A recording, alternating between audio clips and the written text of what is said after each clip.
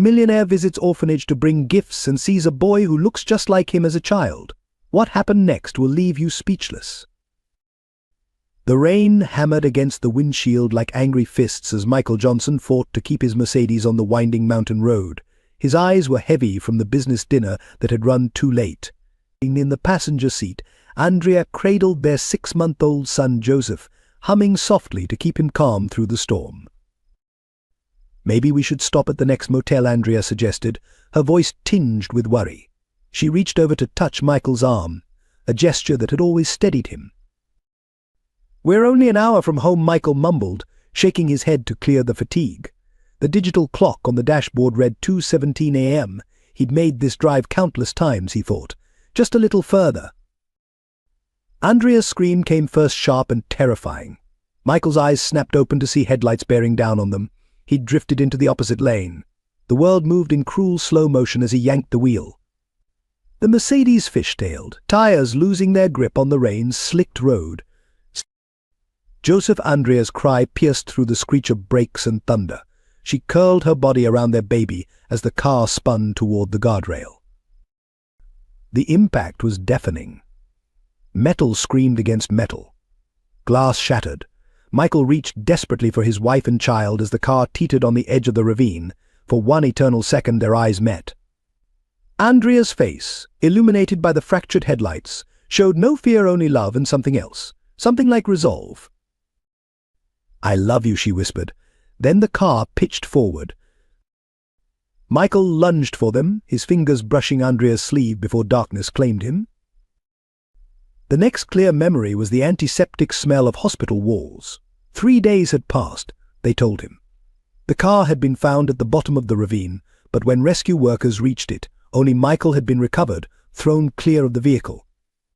Andrea and Joseph's bodies were never found, presumed to have been swept away by the raging river below. But in his morphine-hazed dreams, Michael kept seeing Andrea's face in that final moment, that look of resolve. It would be 6 long years before he understood what it meant, 6 years of grief and guilt before he discovered the truth about that rainy night, and learned that sometimes the greatest loss can lead to the most unexpected redemption. Thanks for joining us for this emotional journey of love, loss, and redemption. If you'd like to support more stories that touch hearts and inspire hope, please subscribe to our channel. Every subscription helps us continue sharing meaningful narratives that remind us of the power of family bonds and second chances. Michael Johnson's story began in the crumbling projects of South Boston, where dreams seemed as distant as the gleaming skyscrapers on the horizon. Born to a single mother who worked 3 jobs to keep food on the table, young Michael learned early that survival meant being smarter and working harder than everyone else. At 12, he started his first business, delivering newspapers before dawn and collecting recyclables after school. His classmates mocked his worn-out shoes and second-hand clothes, but Michael was too busy counting his savings to notice. By 16, he had enough to buy his first investment, a beaten-up lawnmower. Soon he was managing a small army of neighborhood kids, cutting lawns across 3 districts. High school teachers noticed his exceptional head for numbers and business instincts. Despite working 30 hours a week, Michael maintained perfect grades. His determination caught the attention of Mr. Harrison, a retired real estate investor who became his first mentor. "You remind me of myself," Harrison told him, "but you're smarter. Don't let anyone tell you where your ceiling is." With Harrison's guidance and a hard-won scholarship, Michael attended Boston University's business school. He worked as a night janitor in office buildings, studying lease agreements and market trends while others slept. By day, he interned at a small real estate firm, absorbing everything from property law to negotiation tactics. And his breakthrough came during his senior year. While cleaning an office building scheduled for demolition, Michael discovered the property's potential for luxury conversion. He spent 3 months developing a business plan, then boldly presented it to the building's owner. The owner, impressed by the young man's thoroughness and vision, agreed to a partnership. The project's success made headlines in local business papers. By 25, Michael had founded Johnson Properties, specializing in transforming struggling properties into profitable ventures. His approach wasn't just about making money. He insisted on creating spaces that served communities, incorporating affordable housing units and small business incubators into his developments. His reputation for fair dealing and innovative solutions grew. While competitors saw only problems, Michael saw possibilities. He transformed abandoned factories into mixed-use developments, revitalized dying shopping centers, and turned crime-ridden blocks into thriving neighborhoods. Each success built upon the last, and by 30 he had completed projects in every major city along the East Coast. But Michael never forgot his roots. He established scholarship programs for underprivileged students and funded job training initiatives in low-income areas. When asked about his success, he always credited his mother's example of perseverance and Mr. Harrison's mentorship. Wealth isn't just about accumulating money, he often said. It's about creating opportunities for others to rise. At 35, Forbes magazine named him one of the youngest self-made real estate moguls in America. The article praised not just his business acumen, but his commitment to ethical development and community investment. Michael kept the magazine but never displayed it. Success, he believed, wasn't about recognition, it was about impact. Yet, despite his professional achievements, Michael felt something was missing until he met Andrea Thompson at a charity gala. She saw past his wealth to the determined boy from South Boston who still believed in making dreams real. Their connection was immediate and profound, though her brother William, a prominent corporate lawyer, disapproved of the nouveau riche developer pursuing his sister. Michael had conquered poverty and prejudice to build his empire, but winning Andrea's hand would prove to be his greatest challenge and ultimately his most precious achievement. Little did he know that their love story would lead to both his greatest joy and deepest sorrow, setting in motion events that would test everything he had built and believed in. Andrea Thompson was everything the Boston elite valued: old money, impeccable education, and social grace. As the daughter of a federal judge and a philanthropist mother, she'd grown up in a world where reputation meant everything. Yet from their first meeting at the Children's Hospital fundraiser, she was drawn to Michael Johnson's authentic charm and unwavering determination. William Thompson, Andrea's older brother and managing partner at Thompson Associates, saw things differently. At their first dinner together, he made his disapproval clear. "My sister deserves someone from our circle," he told Michael privately, swirling expensive scotch in a crystal glass. "Someone who understands our traditions, our responsibilities. Not some developer who got lucky playing with real estate." But Andrea saw what William couldn't or wouldn't. She witnessed Michael's quiet generosity when he thought no one was watching. How he'd stop to help elderly residents at his properties, remember every employee's name, or spend hours mentoring young entrepreneurs from disadvantaged backgrounds. While William saw an outsider reaching above his station, Andrea saw a man whose success hadn't dimmed his humanity. Their courtship became the talk of Boston society. William orchestrated a parade of suitable suitors, hedge fund managers, surgeons, and fellow lawyers. Andrea politely declined them all. When Michael proposed 6 months later, presenting not just a ring but plans for a community center in Andrea's name, she said yes without hesitation. William's opposition turned hostile. He launched subtle investigations into Michael's business dealings, spread whispers at country club gatherings, and even attempted to convince their parents that Michael was merely fortune hunting. But Judge Thompson, after a long private conversation with Michael, gave his blessing. "Character," he told William, "isn't inherited with a trust fund." The wedding was a study in contrasts: Michael's childhood friends from South Boston mingling with Andrea's social register guests. William refused to give the traditional brothers speech, a slight that gossip columnists noted. But Andrea, radiant in her mother's restored vintage gown, had eyes only for Michael as they danced their first dance to At Last. Their first year of marriage silenced many critics. Andrea, rather than being relegated to trophy wife status, became actively involved in Johnson Properties community initiatives. She brought her social connections and organizational skills to Michael's philanthropic projects, creating a powerful partnership that transformed both their business and charitable impact. Even William began to thaw, especially after Andrea announced her pregnancy. The prospect of becoming an uncle seemed to soften his hardened prejudices. At their parents' anniversary celebration, he finally offered Michael a grudging handshake. "Maybe I judged too quickly," he admitted, though his tone suggested he was still reserving final judgment. Joseph's birth should have been the final bridge between the families. For a brief moment, as William held his nephew for the first time, it seemed all past grievances would fade. Michael saw real warmth in his brother-in-law's eyes as he promised to be the best uncle a boy could have. But fate had other plans. The tragic accident that claimed Andrea and Joseph didn't just devastate Michael, it reignited all of William's suspicions and resentment. In his grief, he reverted to his worst instincts, using his legal connections to suggest investigations into Michael's role in the crash.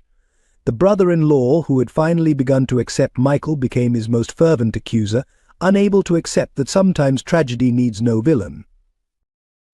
Their bitter estrangement would last years, casting a shadow over Andrea's memory and setting the stage for even greater conflicts to come. Neither man could have imagined how their mutual loss would eventually force them to confront, not just each other, but their own deepest failings and prejudices. Life for Michael and Andrea Johnson seemed blessed in the months before the accident. Their penthouse overlooking Boston Harbor became a warm haven where two worlds seamlessly merged, Michael's entrepreneurial drive and Andrea's graceful sophistication, creating something uniquely their own. Baby Joseph's arrival only perfected their happiness, his innocent laughter echoing through rooms once filled with business discussions. Andrea proved an extraordinary mother, balancing her charitable work with endless hours in the nursery. She refused to hire a full-time nanny, insisting on being present for every milestone. Michael would often return home to find them in the music room, Andrea playing Chopin while Joseph cooed in his bassinet. These quiet moments became his most treasured memories. Their professional lives flourished too. Johnson Properties expanded into sustainable development, with Andrea spearheading an initiative to incorporate green spaces and community gardens into every project. Their joint charity foundation launched programs supporting young mothers in underprivileged areas, a cause close to Andrea's heart since becoming a mother herself. Even William's attitude had softened considerably. He became a regular Sunday dinner guest, bringing expensive toys for Joseph and gradually warming to Michael's presence in family gatherings. During one such evening, he actually praised Michael's latest development project in front of their parents, a moment that meant more to Andrea than she let on. Joseph grew into a happy, curious infant with Andrea's gentle eyes and Michael's determined chin. At 6 months, he was already showing signs of a strong personality, reaching persistently for anything that caught his interest. Andrea joked that he had inherited both his father's business sense and her family's stubbornness. The day before the accident was perfectly ordinary, which made it extraordinary in hindsight. Michael came home early to find Andrea and Joseph in the garden terrace she had created. She was teaching their son about different flowers, his tiny hands reaching for bright petals while she named each one. They had dinner together, made plans for the weekend, and discussed the business dinner Michael would attend the next evening. Andrea insisted on accompanying him to the dinner, even though it meant a late drive home. "We've hardly had an evening out since Joseph was born," she said. "Mom can watch him, but I want him with us. He's such a good baby in the car. Such a simple decision. Such devastating consequences." The aftermath of the crash shattered this perfect world like glass. While Michael lay unconscious in the hospital, William launched his campaign of accusations. He demanded investigations into Michael's business dealings, suggesting financial troubles might have motivated foul play. He publicly questioned why Michael survived while his sister and nephew vanished without a trace. The police investigation cleared Michael of any wrongdoing, confirming his account of falling asleep at the wheel. But William refused to accept these findings. He filed lawsuits, hired private investigators, and used his legal connections to keep suspicion alive. His grief twisted into a vengeful obsession that would poison the next 6 years. In his darker moments, Michael almost understood William's hatred. He blamed himself too. The what-ifs tortured his sleepless nights. What if he'd listened to Andrea about stopping at a motel? What if he'd let her drive? What if they'd stayed home? The perfect life they'd built seemed like a cruel illusion, leaving him with only memories and guilt. Yet even in those desperate times, something in Michael held on to hope. Perhaps it was Andrea's influence, or some deep instinct he couldn't explain. Despite losing everything he loved, despite William's relentless accusations, some part of him refused to believe this was the end of their story.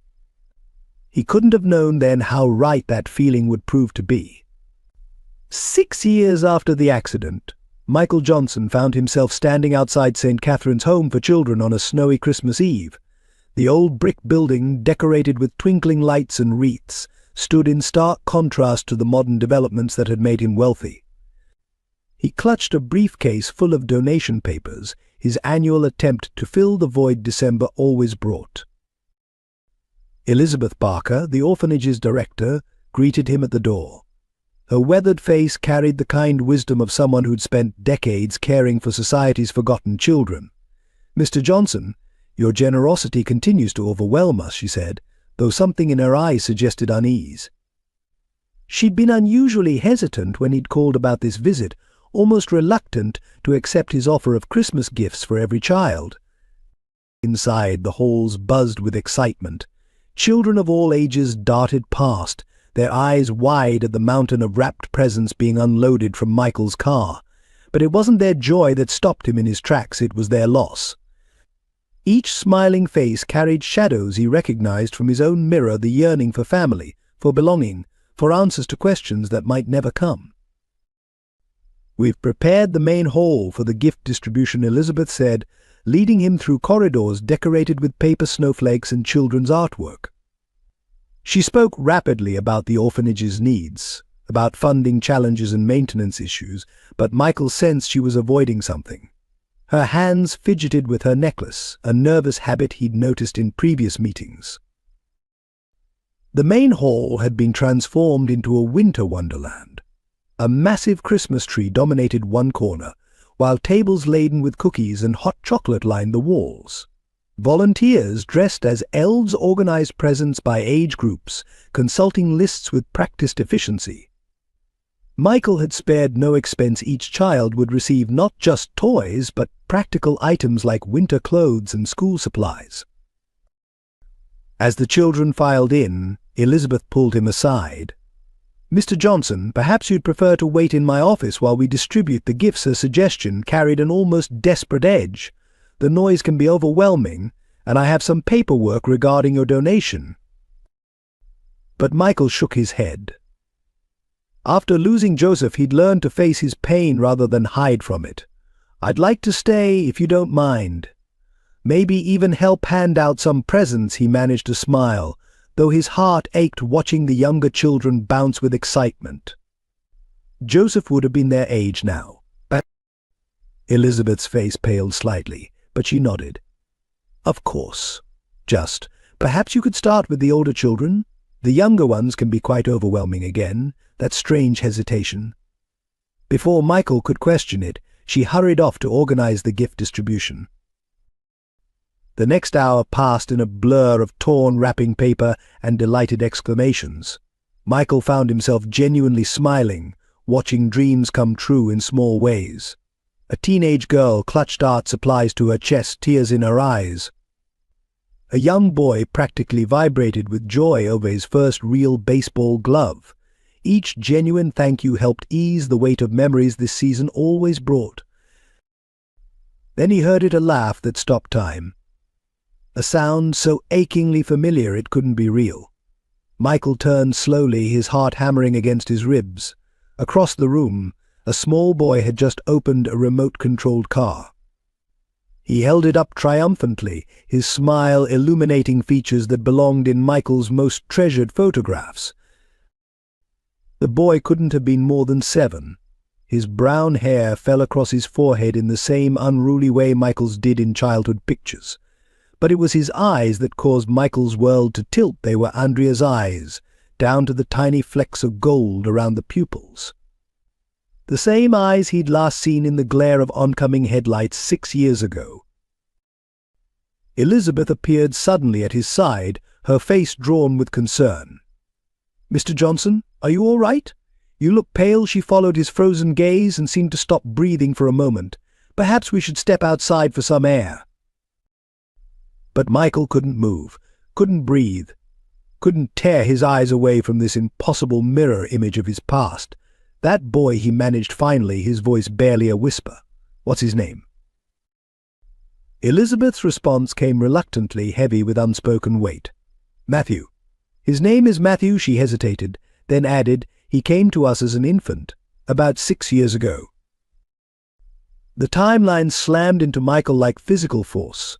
6 years, the same brown hair, Andrea's eyes. All at once, the strange tension in Elizabeth's manner made terrible sense. She'd known. Somehow she'd known what this meeting would mean. Michael stood frozen, watching Matthew play with his new remote-controlled car. Each movement, each expression sent shockwaves of recognition through him. The way the boy bit his lower lip, in concentration Andrea's habit. The determined set of his shoulders, a mirror of Michael's own childhood photos. Even his laugh echoed with haunting familiarity. May I speak with him?" Michael asked Elizabeth, his voice barely steady. She hesitated, maternal protectiveness warring with something else in her expression. Finally she nodded, but her warning was clear. "Please remember, he's a sensitive child. He's had difficulties connecting with potential adoptive parents." Michael approached slowly, as if in a dream. Matthew sat alone in a corner, meticulously examining every feature of his new toy. Other children rushed around celebrating their gifts, but he remained in his own world, another trait Michael recognized from his own youth. "Hello, Matthew. That's quite a car you've got there." Michael kept his voice gentle, fighting to control its tremor. The boy looked up, and the full impact of those familiar eyes nearly knocked Michael backward. "Would you mind if I sit with you?" Matthew shrugged slightly but moved over, making space on the window seat. Up close, the resemblance was even more striking. The same cowlick at the crown of his head, the same slight dimple in his left cheek. Michael's hands shook as he sat down. "Do you like cars?" Michael asked, though he already knew the answer. He'd been the same at that age, fascinated by anything with wheels and an engine. Matthew nodded, still focused on the remote. "I used to collect them when I was your age," Michael continued. "Had hundreds of toy cars lined up on my windowsill." This caught Matthew's attention. He looked up, curiosity overcoming shyness. "Really? What was your favorite?" His voice, clear and bright, carried echoes of questions asked long ago in a nursery overlooking Boston Harbor. "A red Corvette," Michael answered, remembering. "It was second-hand, missing one wheel, but I loved it more than any other toy I owned." He paused, watching Matthew's reaction. "What about you? What's your favorite?" "Lamborghinis," Matthew replied, animation creeping into his voice. "The yellow ones. Miss Elizabeth lets me read car magazines sometimes in her office. I like to draw them too." He reached into his pocket, pulling out a folded piece of paper. "Want to see?" The drawing took Michael's breath away. Not just for its subject, though the car was remarkably well rendered for a child's work, but for the style. Andrea had been an artist too, filling sketchbooks with the same fluid lines and attention to detail. Her drawings of baby Joseph had captured that same essence of movement within stillness. "This is beautiful," Michael managed, his vision blurring slightly. "You have a real talent." The boy beamed at the praise, then surprised both of them by demonstrating how his new car worked. His technical explanations, precise and enthusiastic, mirrored countless conversations Michael had shared with Joseph in those precious early months. From across the room, Elizabeth watched their interaction with growing concern. She moved closer, presumably ready to intervene if the emotional weight became too much for either of them. But Matthew, usually so reserved with strangers, seemed to bloom under Michael's attention. They spent the next hour talking about cars, drawing, and Matthew's life at the orphanage. Each revelation felt like another piece of an impossible puzzle clicking into place. He loved chocolate milk but hated orange juice, just like Joseph. He was fascinated by tall buildings, Michael's own childhood obsession. He even had the same habit of running his fingers through his hair when thinking deeply. As the Christmas party wound down, Michael found himself reluctant to leave. The thought of walking away from this boy, this miracle he couldn't yet comprehend, felt physically painful. "Thank you for showing me your drawings, Matthew," he said finally, standing up. "Would it be okay if I visited again sometime?" Matthew's face lit up with hope, though he tried to hide it with practiced casualness. "Sure, if you want to. I could show you my other car drawings then. More quietly, nobody else really likes looking at them." Michael's heart contracted. He knew that tone, the voice of a child trying not to want too much, trying not to believe in possibilities that might disappear. He'd used it himself growing up, and he'd heard it in Joseph's first attempts at baby talk. "I'd like that very much," Michael replied, every fiber of his being screaming that this couldn't be coincidence. This connection, this recognition, had to mean something more. But as he left the orphanage that night, his mind raced with questions that would soon unlock a mystery deeper than he could imagine. After Michael's departure, Elizabeth Parker sat in her dimly lit office, her hands trembling as she unlocked the bottom drawer of her filing cabinet. Behind years of routine paperwork lay a red folder she'd hoped would never need opening.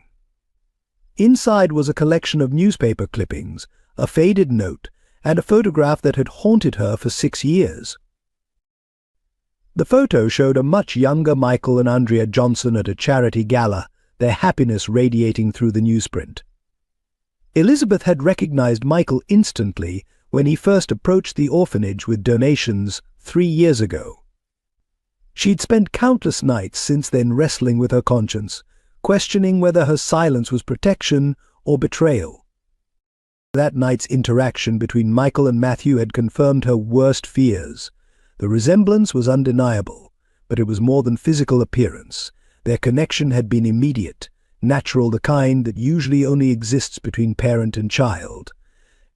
She pulled out the mysterious note that had accompanied Matthew's arrival, reading it again, though she knew every word by heart.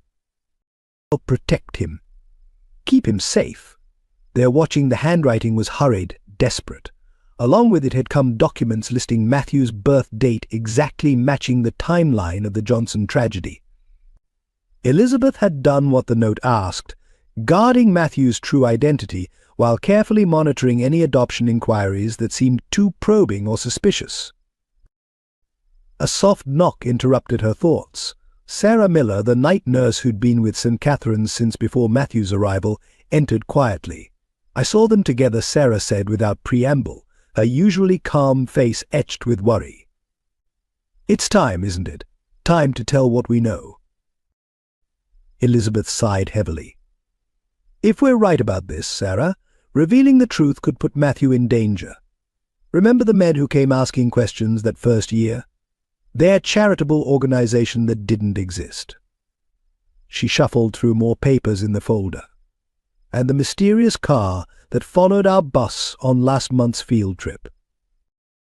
Sarah sank into a chair, her shoulders heavy with shared burden. "But he has a right to know his father. And Mr. Johnson, did you see his face today? The pain, the hope." She paused, then added quietly, "I was there that night, Elizabeth. The night Matthew came to us, there was more happening than we understood." Elizabeth's head snapped up.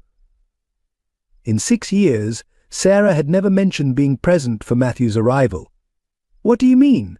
What didn't you tell me?" The nurse's face was pale in the office's dim light, her hands clasping and unclasping in her lap. "The woman who brought him, she wasn't just some random Good Samaritan. She wore hospital scrubs and she knew things. Medical details about Matthew's birth, about his mother Sarah's voice dropped to a whisper. She said something about people who would finish the job if they found him. Then she disappeared into the night. Elizabeth felt a chill run down her spine. She'd always suspected Matthew's placement at St. Catherine's wasn't random, but this confirmation opened disturbing new questions. Did she give a name? Anything we can trace? Sarah shook her head. Only her first name, Amanda, or Amy, something like that. But Elizabeth, she hesitated. She had the same eyes as Mrs. Johnson in that photograph, the same eyes Matthew has. The implications hit Elizabeth like physical force. If Sarah was right, if Matthew's mysterious guardian had been related to Andrea Johnson, it suggested a level of orchestration behind the boy's survival that was both hopeful and terrifying. Someone had gone to great lengths to save him, which meant someone else had gone to great lengths to harm him. We need to be careful, Elizabeth decided finally. Michael Johnson is a powerful man with resources. If Matthew really is his son, he won't stop until he uncovers the truth. But we have to make sure the truth doesn't put Matthew in danger again. She began gathering the documents, forming a plan. We'll watch and wait. See what Mr. Johnson does next. But Sarah, she fixed the nurse with a stern look. No one else can know about this conversation. Matthew's safety depends on our discretion. As Sarah left, Elizabeth returned to the window, watching snow fall on the empty playground. Somewhere out there were answers about the accident, about Matthew's miraculous survival, about the forces that had torn apart and might yet reunite a family. But finding those answers would mean unraveling a mystery that powerful people had worked very hard to keep buried. Keep him safe, the note had said. Elizabeth prayed she was doing the right thing, balancing that mandate against the undeniable pull of truth and justice. As she watched Matthew's light go out in the dormitory wing, she whispered a quiet promise, "We'll protect you, little one, whatever comes next." In the weeks following the Christmas party, Michael became a constant presence at St. Catherine's. His initial request to visit Matthew evolved into a regular schedule of weekend activities that brought life back to both their worlds.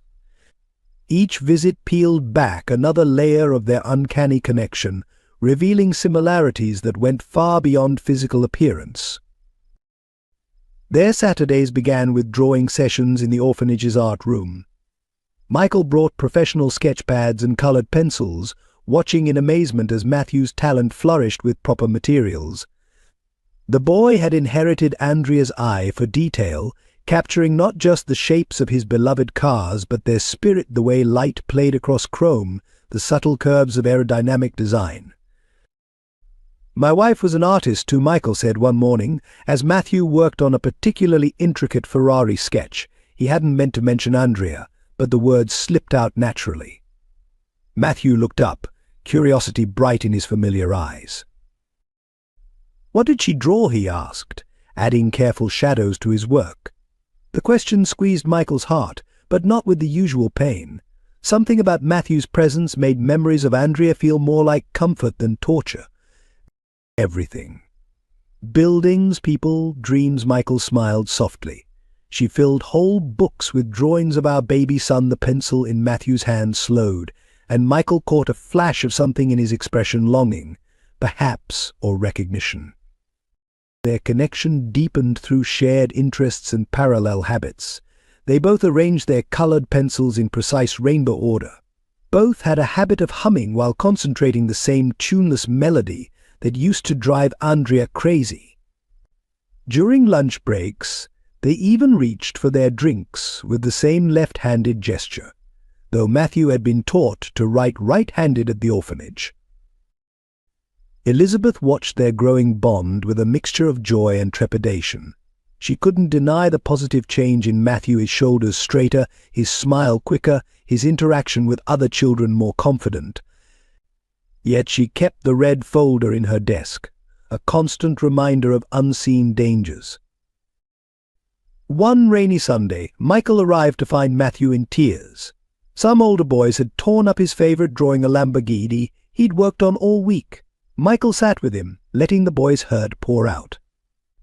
Then, instead of their usual activities, he taught Matthew how to rebuild from setbacks. "When I was your age," Michael shared, setting up a fresh sheet of paper, I lost everything I'd saved for my first bike. But instead of giving up, I started again. Sometimes starting over lets us create something even better. Together, they drew a new Lamborghini. Michael's business-trained hand was clumsy next to Matthew's natural talent, but their collaborative effort produced something unique, a child's vision refined by an adult's perspective. Matthew's tears dried as they worked, replaced by determination Michael recognized from his own childhood battles. "It's better than the first one," Matthew declared finally, proudly displaying their joint creation. "Can we hang it in your office?" Like real artwork, the question caught Michael off guard. He'd mentioned his office only once, weeks ago. "Of course we can," he managed, fighting sudden emotion. Right next to my desk, the boy's face lit up with the same radiant joy Joseph had shown at simple pleasures: a mobile spinning overhead, a rubber duck in the bath. Their time together began extending beyond the orphanage walls. With Elizabeth's careful permission, Michael took Matthew to car shows, museums, and parks. Each outing felt simultaneously new and familiar, like replaying precious memories with subtle variations. Matthew shared Michael's love for hot chocolate with extra marshmallows, his fascination with architectural models, even his irrational dislike of pigeons. During a weekend visit to the Science Museum, Matthew slipped his hand into Michael's while watching a planetary display. The gesture was so natural, so right, that neither of them commented on it. But Michael felt the warm weight of that small hand like an anchor, holding him to a present that finally felt worth living in. "Mr. Johnson," Matthew asked later, as they shared ice cream on a park bench, Do you think you'll keep visiting? Even if I don't get adopted," the question carried echoes of past abandonments, of hopes cautiously raised and quietly dashed. Michael's response came from the deepest truth he knew: "I'll always be here for you, Matthew." That's a promise. As the words left his mouth, he realized they were more than comfort, they were a commitment, a recognition of something his heart had known since Christmas Eve. He wasn't just visiting anymore, he was finding his way home. Late one evening, as Michael was leaving St. Catherine's after another visit with Matthew, a figure emerged from the shadows of the parking lot. Sarah Miller, still in her nurse's uniform from her shift, approached his car with obvious apprehension. "Mr. Johnson, I need to speak with you." Her voice trembled slightly, eyes darting around the empty lot. "Not here. Tomorrow morning, 7 a.m., at the Crown Coffee Shop on 3rd Street. Please, it's about Matthew." Before Michael could respond, she disappeared back into the darkness. The next morning, Michael found Sarah already waiting in a corner booth, her hands wrapped around an untouched cup of coffee. She looked like she hadn't slept, dark circles prominent under her eyes. As he sat down, she leaned forward, speaking in hushed tones. "You need to be careful with your visits to Matthew," she began without preamble. "There are people watching the orphanage. Last week, a black SUV followed our bus on the children's outing. The same vehicle has been parked across the street 3 times this month." Michael felt his protective instincts surge. Who's watching?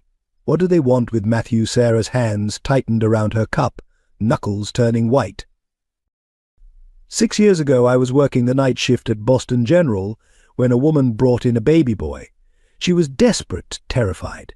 Said people were trying to hurt him. Sarah's voice cracked. The next day, that same baby disappeared from the hospital. 2 days later, Matthew arrived at St. Catherine's. Michael's heart pounded as Sarah continued. "The woman, she looked so much like the photo of your wife in the newspapers. Same eyes, same chin." "She made me promise to keep quiet," said lives depended on it. "I've kept that promise for 6 years, but now..." Now what? Michael pressed, his mind racing with implications. Sarah glanced nervously at the door before continuing.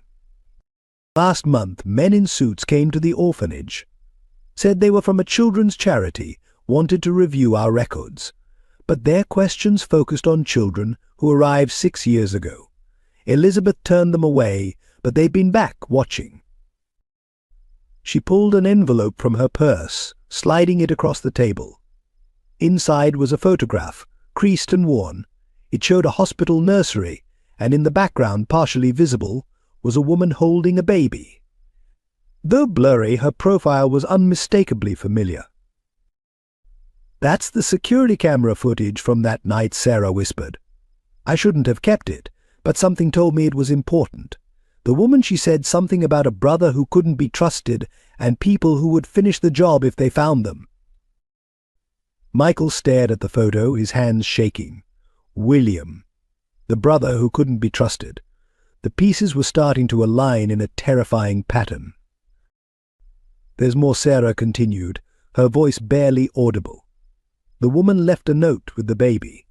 I memorized it before she made me destroy it. Tell Michael the accident wasn't an accident. Keep our son safe." The implications hit Michael like a physical blow. Andrea's last look of resolve in the car. The bodies never found. William's aggressive accusations. It all pointed to an orchestrated plan not to kill, but to protect.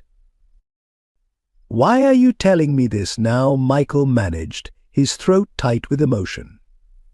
Sarah's eyes filled with tears. "Because the men in suits came back yesterday asking about you. They knew about your visits with Matthew. And last night someone broke into my apartment. They went through my files, my computer. They're getting closer." She stood abruptly, gathering her things. "I've said too much already. Just be careful. Watch for the black SUV. And Mr. Johnson," she paused, her expression grave, "if you really care about Matthew, you might need to stay away. At least until you know who's behind this."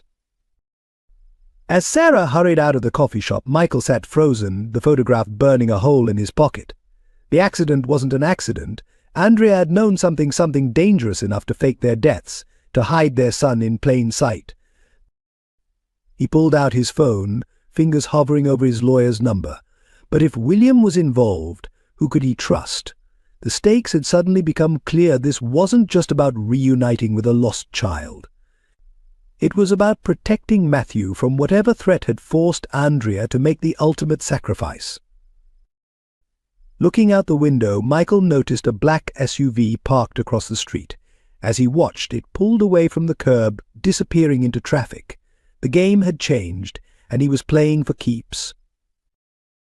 William Thompson's sleek Bentley pulled into St. Catherine's parking lot 2 days after Sarah's warning. He emerged wearing an impeccably tailored suit, his silver hair catching the morning light. Elizabeth met him at the entrance, her usual warm demeanor replaced by cautious formality. "Mr. Thompson, this is unexpected.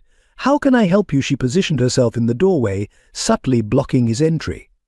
William's smile didn't reach his eyes as he produced a business card. "Miss Parker, I understand Michael Johnson has been spending considerable time with one of your children. As the executor of my sister's estate and the Johnson Family Trust, I have concerns about his involvement." His voice carried the practiced smoothness of expensive scotch. Elizabeth examined the card, buying time to steady her nerves. "Our visitation policies are confidential, Mr. Thompson. I'm afraid I can't discuss specific children or visitors." "Perhaps this will help facilitate our discussion." He withdrew a check, the amount making Elizabeth's eyes widen. "A generous donation to St. Catherine's. All I need is information about the boy called Matthew." Meanwhile, Michael arrived for his regular visit, freezing at the sight of William's car. Through the entrance window, he watched the confrontation unfolding. Elizabeth stood her ground, handing back both card and check. "Mr. Thompson, our children's privacy isn't for sale. Now, if you'll excuse me," she began, closing the door, but William's hand shot out, holding it open. "You don't understand what you're dealing with," he hissed, facade cracking. "Michael Johnson is a dangerous man. Did you know he was driving the night my sister died, that he fell asleep at the wheel and killed his own family?" Elizabeth's voice turned to steel. "I know that accident was investigated and closed. I also know you're trespassing. Please leave before I call the police." William stepped back, straightening his tie. "You're making a mistake. I have resources, Miss Parker. I can have this orphanage's licenses reviewed, your funding questioned, your personal background examined." Michael chose that moment to reveal himself. Enough, William, his voice cut through the tension like a blade. William turned, his expression flickering between surprise and something darker. Michael, still playing the benevolent philanthropist, or have you found a new family to destroy? William's words dripped with venom. 6 years, William. 6 years of your accusations and investigations. The police cleared me. The courts cleared me. When will it be enough? Michael stepped between William and Elizabeth. When I have justice for Andrea. William's composure shattered. You took her from our family, convinced her to marry beneath her station. Then you killed her and my nephew in that accident. Now you're here. What? Looking for replacements. Michael's next words came quietly, deliberately. Andrea chose me, William. She saw past the class differences you're still clinging to, and she'd be ashamed of what you've become. William moved with unexpected speed, grabbing Michael's collar. Don't you dare speak for her. I've spent 6 years building a case against you. I know you're hiding something about that night. And this sudden interest in an orphan boy? Too many coincidences. Elizabeth's firm voice cut through the confrontation. Security has been called, Mr. Thompson. Leave now, or explain yourself to the police. William released Michael, stepping back. His mask of civilization returned, but his eyes burned with malice. This isn't over. I'll find out what you're hiding, Michael. And when I do, I'll take everything from you, just like you took everything from me. As William's Bentley roared away, Elizabeth turned to Michael. We need to talk.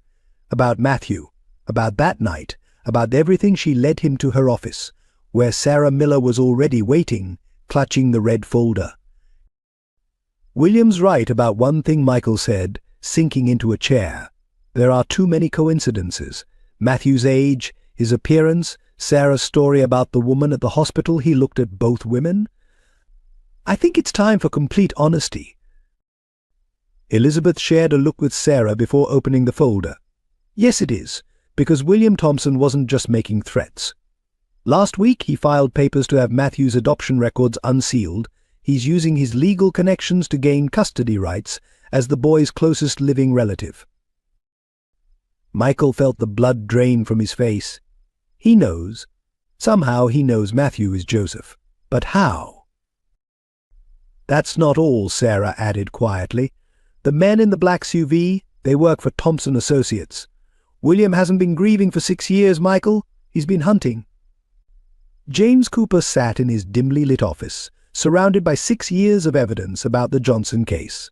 Photos, documents, and newspaper clippings covered every surface, connected by red strings that mapped out a conspiracy more complex than anything in his 30 years as a private investigator. Let me get this straight, Michael said, leaning forward in his chair. You've been investigating Andrea's death since the beginning. Cooper nodded, pulling out a worn leather notebook.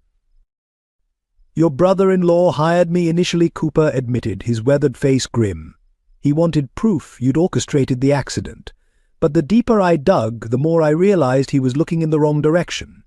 The accident wasn't about you, Michael. It was about what Andrea discovered. Cooper spread out a series of photographs on his desk. They showed Andrea entering various medical facilities in the months before her death. Your wife wasn't just running charity programs at these hospitals. She was investigating something. Something that scared her enough to fake her own death and hide your son. He pulled out hospital records, carefully annotated in his precise handwriting.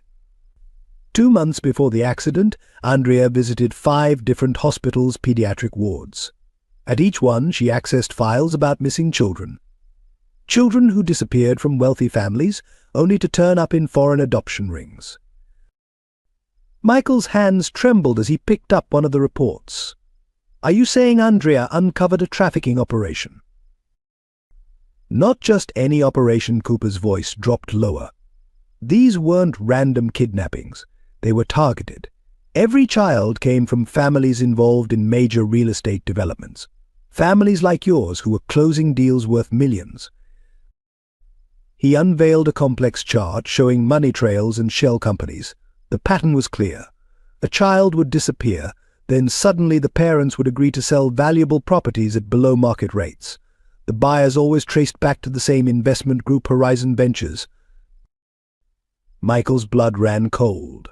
William's investment firm, the one Andrea helped audit as part of her charity work. Exactly, Cooper pulled out more documents. But here's where it gets worse. Andrea didn't just find the pattern, she found proof. Bank transfers, coded communications, even surveillance photos of the people involved. She was building a case to take to the FBI. He paused, letting the implications sink in. A week before the accident, she contacted an agent named Sarah Richardson. But the night before their meeting, Richardson was killed in an apparent robbery. That's when Andrea knew she was next. Michael's world tilted on its axis. The resolve in her eyes that night. She wasn't afraid of dying. She was executing a plan. Cooper nodded grimly. A nurse at Boston General, Sarah Miller, helped her stage the disappearance. They made it look like your son's body was lost in the river, while Andrea, he hesitated. What Michael pressed. While Andrea went into deep hiding to continue gathering evidence, she couldn't risk William knowing she was alive, not when he was connected to everything. Cooper pulled out one final photograph, taken just 2 months ago. Though blurry, the woman's profile was unmistakably Andrea. "She's alive," Michael whispered, his voice cracking. And still fighting to expose the truth. "But she's not the only one in danger anymore. Williams figured out that Matthew is Joseph. If he gets custody, he'll have the perfect leverage to silence both you and Andrea forever." Cooper gathered the evidence into a secure folder. "You have 2 choices, Michael. Walk away to protect yourself, or help me and Andrea bring down one of the biggest criminal enterprises in Boston. But decide fast. William's custody hearing is in 3 days." Michael stared at the photo of Andrea, remembering her passionate commitment to justice, her fierce protection of the vulnerable. The choice wasn't really a choice at all. "What do you need me to do?" he asked. Cooper smiled grimly. "First, we need to get Matthew somewhere safe. Then, we're going to set a trap. William thinks he's the hunter, but he's about to become the prey." The investigator pulled out a burner phone. "Andrea's been waiting 6 years to make her move. With you and Matthew in danger, she's ready to come out of hiding. But we'll need to be careful. William has people everywhere, and he's not the only powerful man who'll do anything to keep their secrets buried." Michael thought of Matthew's smile, of Andrea's sacrifice of 6 years lost to lies and fear. His resolve hardened. "Tell me everything. Every detail, every player, every connection. It's time to end this." As Cooper began laying out the intricate web of corruption and crime, Michael realized the true depth of Andrea's courage. She hadn't abandoned them, she'd been protecting them all along, fighting a shadow war against an enemy hidden in plain sight. Now, finally, she wouldn't have to fight alone. Elizabeth Parker sat alone in her office well past midnight, the red folder open before her, its contents spread across her desk like evidence at a crime scene. She'd protected Matthew for 6 years, guided by cryptic warnings and her own instincts. Now, with Michael's revelation about Cooper's investigation, the weight of her knowledge felt unbearable. The security footage from that rainy night played on her computer screen for the 100th time. A woman in nurse's scrubs, carrying a bundled baby through St. Catherine's side entrance. The timestamp matched Sarah Miller's story perfectly, 3:47 a.m., just hours after the reported accident. Elizabeth paused the video on the woman's face, Andrea Johnson, very much alive, entrusting her son to strangers. "Keep him safe," the note had said. Elizabeth had honored that request, screening potential adoptive parents with excessive caution, always finding reasons why Matthew wasn't quite ready for placement.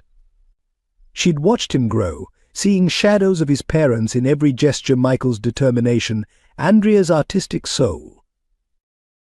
Her phone buzzed, another message from William Thompson's office. The third today, each more insistent than the last. The custody hearing loomed, and William's legal team was pressuring her to testify about Michael's visits with Matthew. They wanted her to paint those precious bonding moments as inappropriate, possibly even harmful to the child. Elizabeth's hand moved to the hidden compartment beneath her desk drawer, withdrawing a sealed envelope she'd promised herself never to open. Inside was a second note, delivered 3 years ago by a woman who looked remarkably like Andrea. When the time comes, the truth will save them all. Was this that time? The evidence Cooper had uncovered about William's trafficking operation made her blood run cold. How many other children had passed through her orphanage, their histories obscured by seemingly legitimate adoption papers? How many times had she unknowingly played a part in William's schemes? A soft knock interrupted her thoughts. Sarah Miller entered, still in her nurse's uniform, carrying 2 cups of coffee. "You're not alone in this," she said, setting 1 cup down. "I've been carrying this secret too." Elizabeth accepted the coffee gratefully. "We thought we were protecting him. But what if we've just delayed the inevitable? William has resources, connections. The judge at the custody hearing is a golf partner of his father's." Sarah perched on the edge of the desk, her face grave.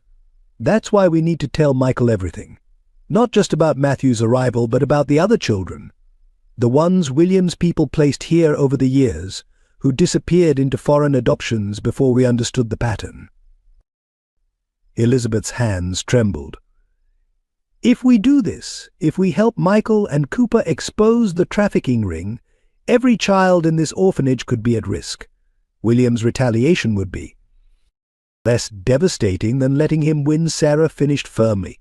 "Think about Matthew, about the way he lights up when Michael visits, about the drawings he makes of the family he dreams of having. Can we really let William destroy that?" Elizabeth picked up a recent photo of Matthew and Michael taken during their last museum visit. The connection between them was undeniable, not just in their matching features, but in the pure joy radiating from both faces. She thought of all the times she'd seen Matthew watching other children leave with their new families, trying to hide his longing behind brave smiles. "We'll need proof," she said finally. "Documentation of every suspicious adoption, every interaction with William's people. Security footage, payment records, everything." Sarah smiled, pulling out a USB drive. "Already done. I've been keeping copies since that first night. Andrea wasn't the only one gathering evidence." Elizabeth felt a weight lift from her shoulders, replaced by fierce determination. She'd spent her life protecting children, giving them chances at better futures. Now she had the opportunity to protect not just Matthew, but countless other children from William's corrupt network. She began gathering the contents of the red folder, along with years of carefully hidden records. "Call Cooper," she told Sarah. "Tell him to meet us here before dawn. And contact Michael. He needs to understand exactly what he's up against before the custody hearing." As Sarah left to make the calls, Elizabeth turned back to her computer, starting a detailed document of every interaction she'd had with William Thompson and his associates. 6 years of observations, suspicions, and carefully maintained records poured onto the screen. The truth would indeed save them all, but first it had to be told. As she typed, Elizabeth glanced at Matthew's latest drawing, pinned to her bulletin board, a family portrait showing him with Michael, standing in front of a house that looked remarkably like the Johnsons' old Boston home. She'd protected his dream of family this long. Now it was time to help make it reality. Dawn was breaking as she finished her statement, the most comprehensive record of William's corruption yet assembled. Tomorrow she would take the stand at the custody hearing not as a reluctant witness, but as a warrior for justice. William Thompson was about to learn that some secrets refuse to stay buried, and some bonds can't be broken by even the most powerful men. James Cooper spread the newest evidence across Michael's office desk at midnight, the city lights twinkling below through floor-to-ceiling windows. "Robert Anderson," he said, tapping a photograph of a distinguished-looking man. "The real power behind William's trafficking operation. CEO of Horizon Ventures, and your brother-in-law's silent partner. Michael studied the photo, recognition dawning. I know him. He was at my wedding. William introduced him as a family friend, said he was interested in real estate investments. He's interested in a lot more than that. Cooper unveiled a complex organizational chart. Anderson's built an empire on human trafficking disguised as international adoptions. William's legal firm provides the paperwork, while Horizon Ventures handles the money laundering. Elizabeth Parker, who had joined them with her own evidence, leaned forward. That explains the pattern we've seen at St. Catherine's. Every few months, representatives from Anderson's charitable foundation would visit, always interested in specific children. Those same children would later be approved for overseas adoption through William's firm. But here's where it gets personal, Cooper continued, revealing more documents. Anderson had a special interest in your family, Michael. Specifically, in your development projects along the Boston waterfront. Sarah Miller, still in her nurse's uniform from her shift, added her piece. The night Andrea brought Matthew to the hospital, she mentioned a man named Robert, said he was behind everything, that he'd destroy anyone who threatened his operation. Cooper nodded grimly. Anderson had been pressuring you to sell those waterfront properties at a fraction of their value. When you refused, he decided to use more persuasive methods, but Andrea uncovered his plan before they could act. Michael's mind raced back to those final months. The persistent phone calls, the aggressive offers. Anderson visited my office personally a week before the accident, said he could make things very difficult if I didn't cooperate. He didn't expect Andrea to be investigating him, Cooper explained. She discovered that Anderson's charitable foundation was a front for child trafficking. Families who refused to sell would have their children kidnapped, then miraculously find them after signing over their properties.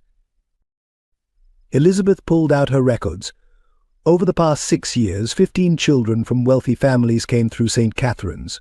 All were adopted overseas within months. All their parents had valuable real estate holdings that were sold to Horizon Ventures subsidiaries. Andrea was building a case, Cooper continued.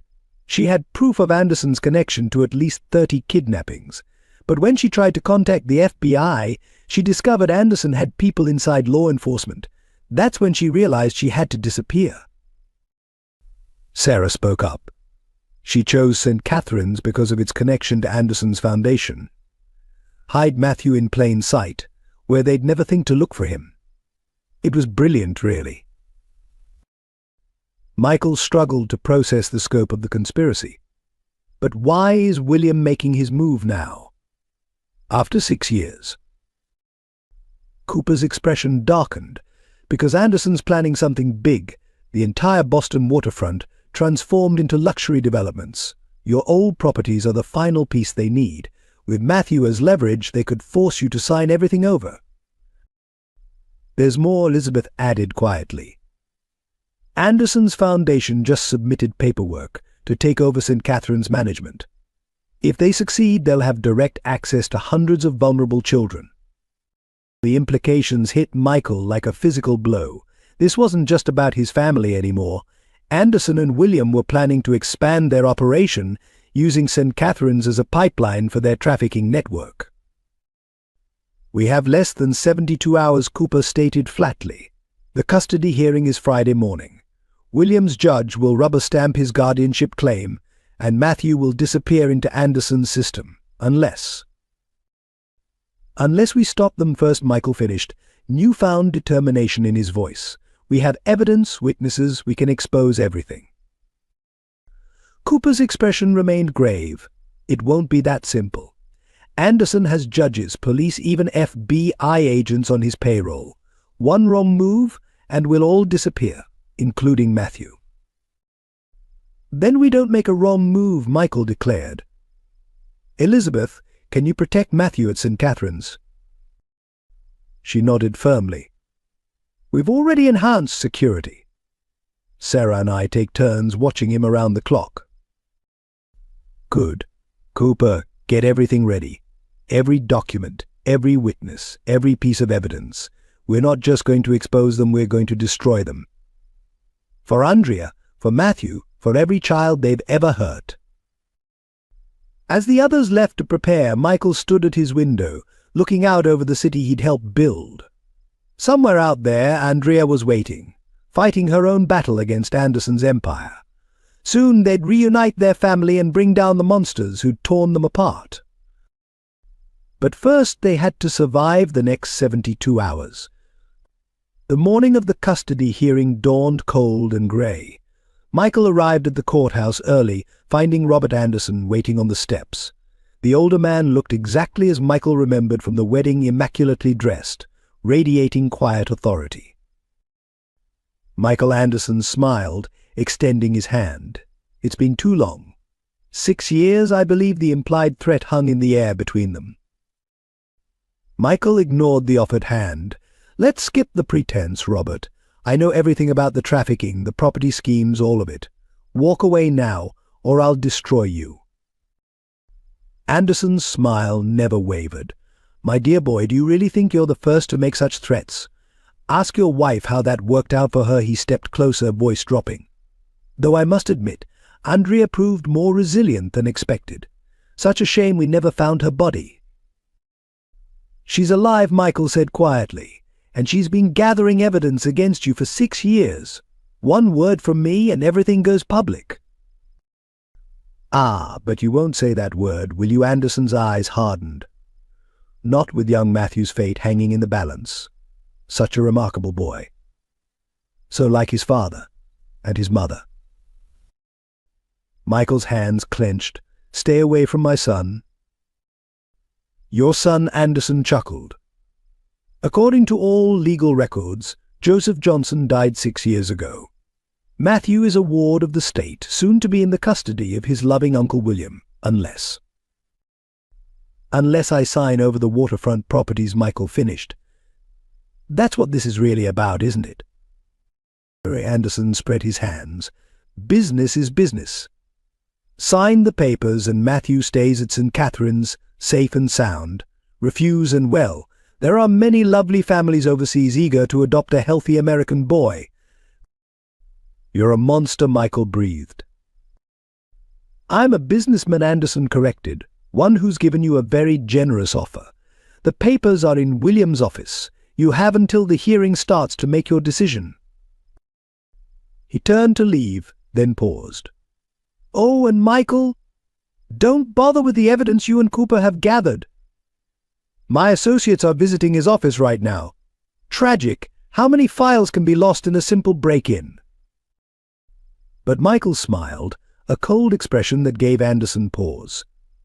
You mean these files? He pulled out his phone, showing a live stream of Cooper's office empty, untouched. Your associates are currently having a lovely chat with the FBI. The real FBI. The real FBI, not your bought and paid for agents. Anderson's composure cracked slightly. You're bluffing. Am I? Michael stepped closer. 6 years, Robert. 6 years of Andrea gathering evidence, building cases, turning your people.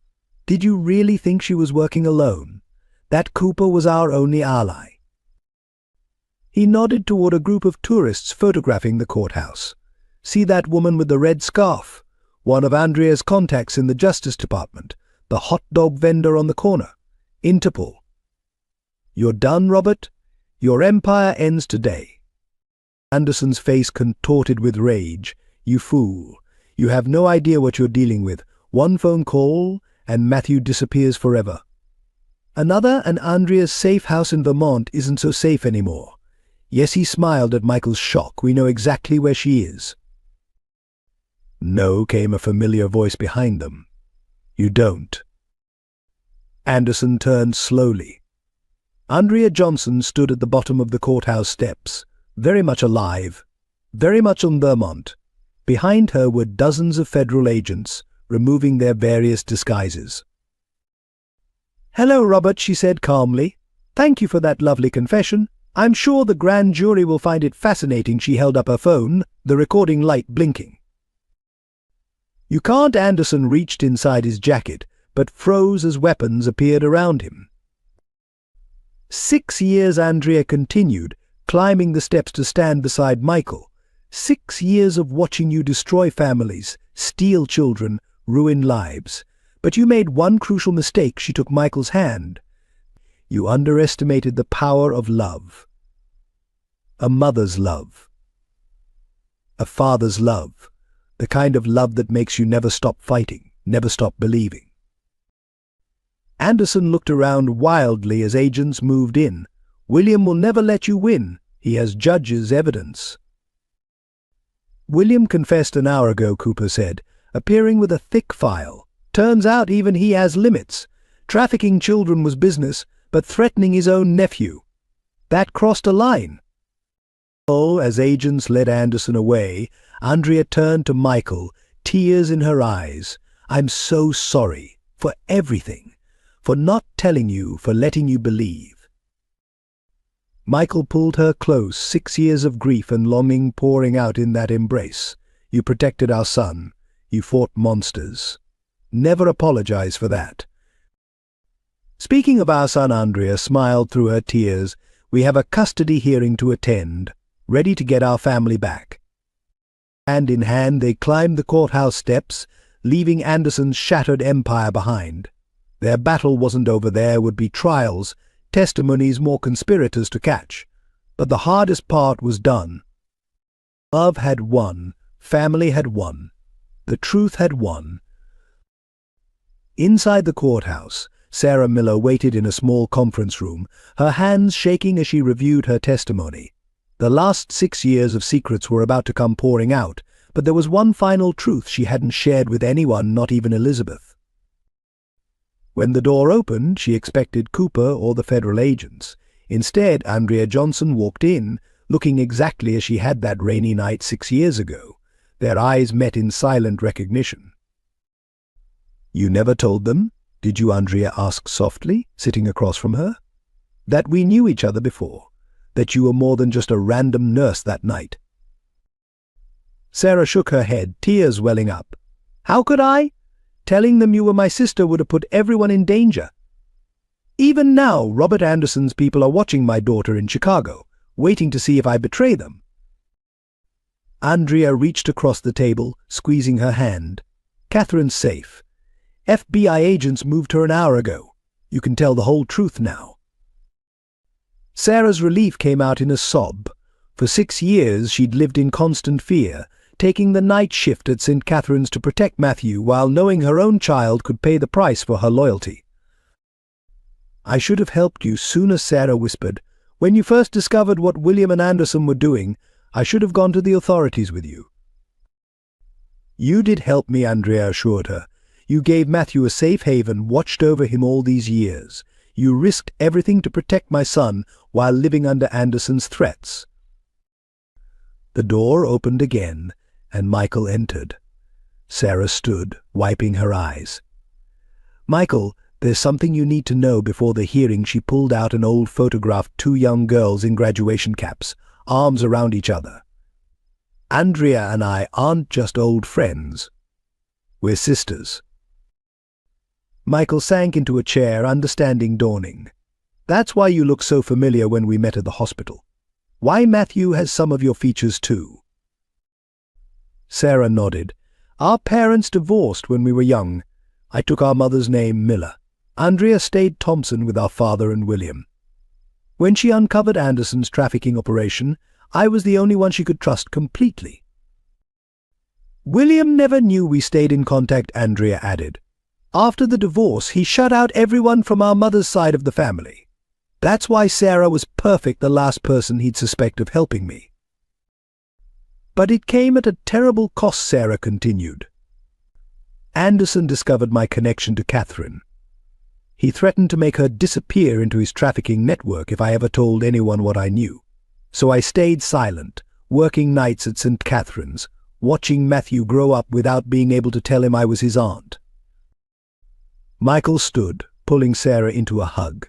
Your family will protect Catherine the same way you protected Matthew. Sarah stepped back, squaring her shoulders. There's more. The night of the accident, I wasn't just at the hospital by chance. Andrea and I had planned everything, the escape route, the fake records, even the timing of my shifts. But someone else knew too. Who? Andrea asked sharply. Mum, Sarah replied softly. She's the one who helped me get the job at St. Catherine's, who set up the safe house for Catherine.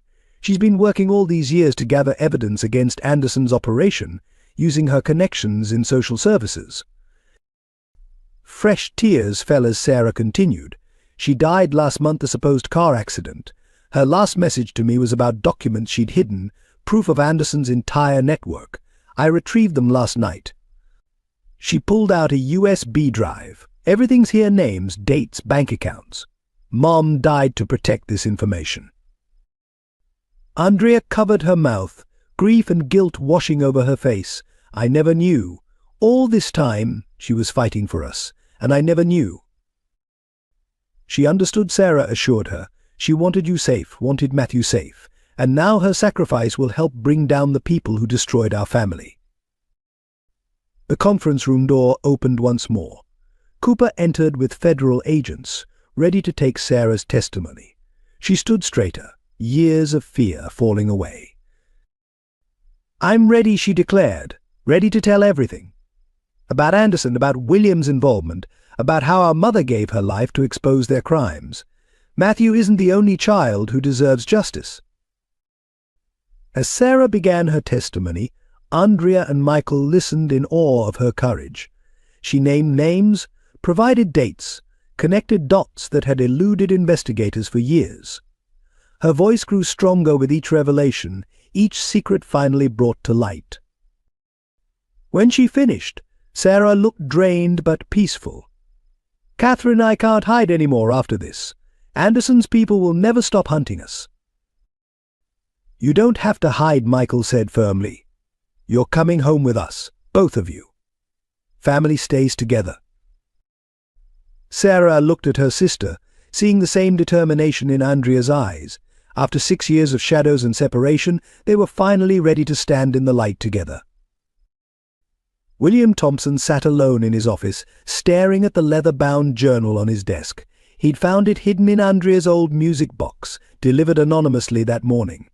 His sister's elegant handwriting filled every page, telling a story that shattered his world. Dearest William, the first entry began, if you're reading this, something has gone terribly wrong. Or perhaps, finally, something has gone right. You deserve to know the truth about Robert Anderson, about the children, about everything I discovered. His hands trembled as he read Andrea's detailed account of uncovering Anderson's trafficking operation. She described following money trails, connecting disappearances to property deals, realizing the horrible truth about their family friend's charitable foundation. I wanted to tell you, she wrote. But then I saw your name on documents, your signature authorizing adoptions.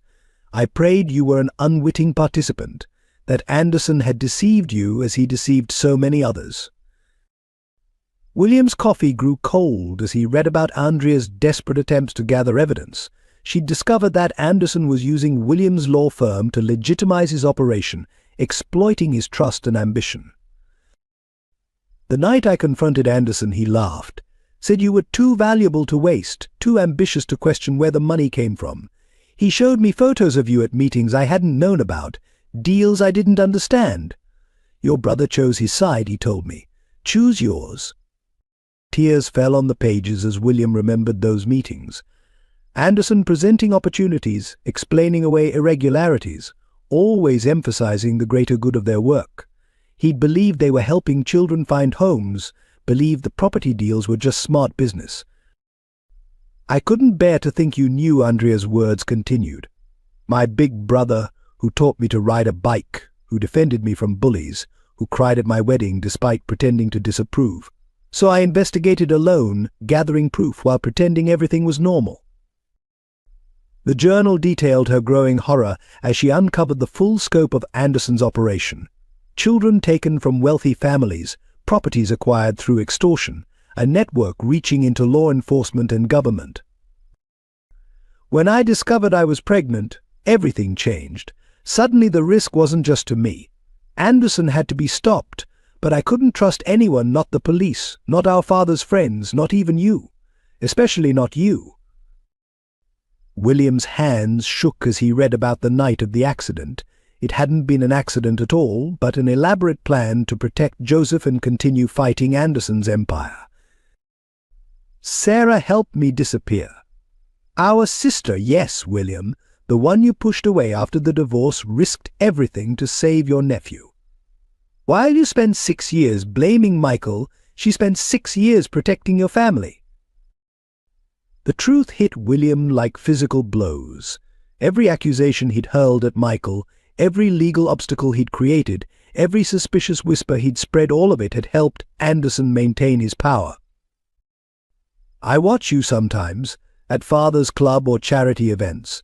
I see Anderson's influence growing, see you becoming more entangled in his web. It breaks my heart, knowing you believe you're doing good while he uses your reputation to hurt more families. At the end, Andrea's tone changed from sorrow to hope. But I still believe in you, big brother. The William who taught me right from wrong hasn't disappeared. He's just lost his way. When you find this journal, remember who you were before Anderson. Remember the brother I love. The final entry was dated just days ago. The endgame approaches. Anderson's getting careless, expanding too quickly. He plans to use Matthew, your nephew, as leverage against Michael. But he doesn't know what's coming. Choose wisely, William. Choose family. William closed the journal, his world in pieces.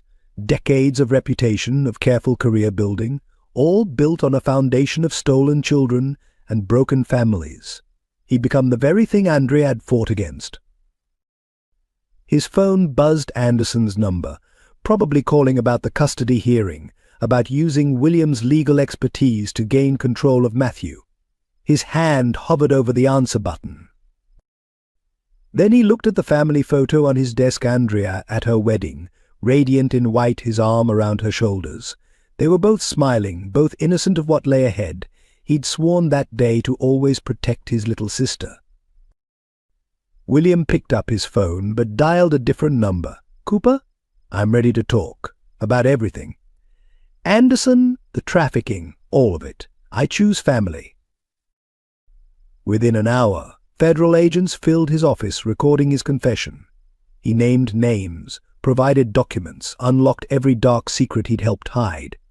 With each revelation, the weight of guilt lifted slightly, replaced by determination to make things right. As dawn broke over Boston, William Thompson stood at his office window.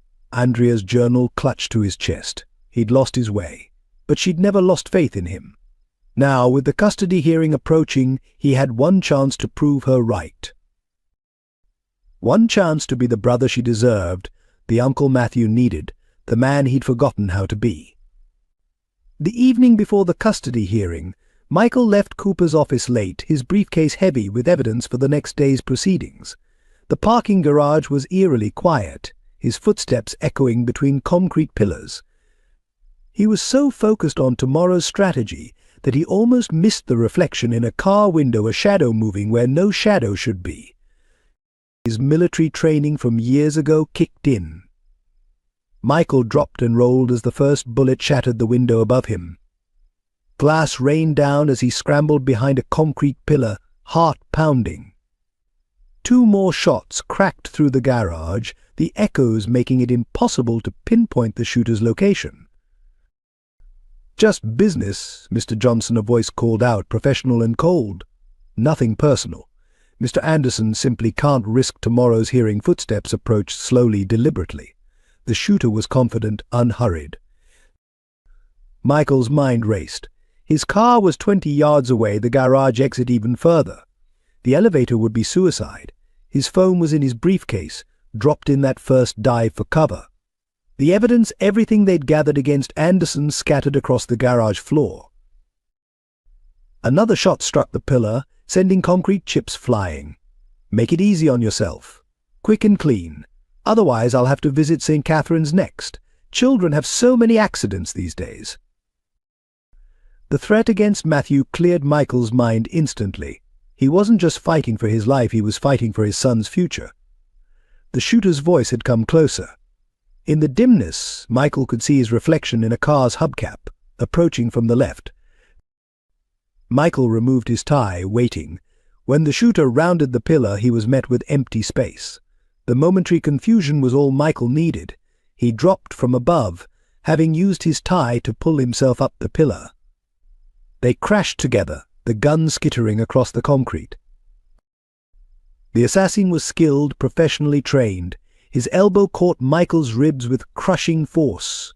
They grappled in the darkness, each seeking advantage.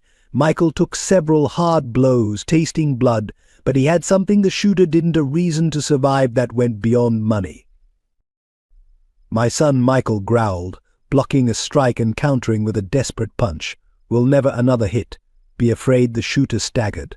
Again the final blow sent the man crashing into a car, setting off its alarm. But the assassin wasn't finished. He pulled a knife, blade glinting in the garage's fluorescent lights. Anderson said you might be difficult. That's why I brought options. They circled each other, the car alarm's wail masking the approach of footsteps from the stairwell.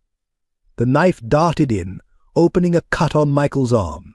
He fell back, searching for anything to use as a weapon. His hand found his fallen briefcase. As the killer lunged, Michael swung it upward with all his strength. The heavy case connected with a satisfying crack.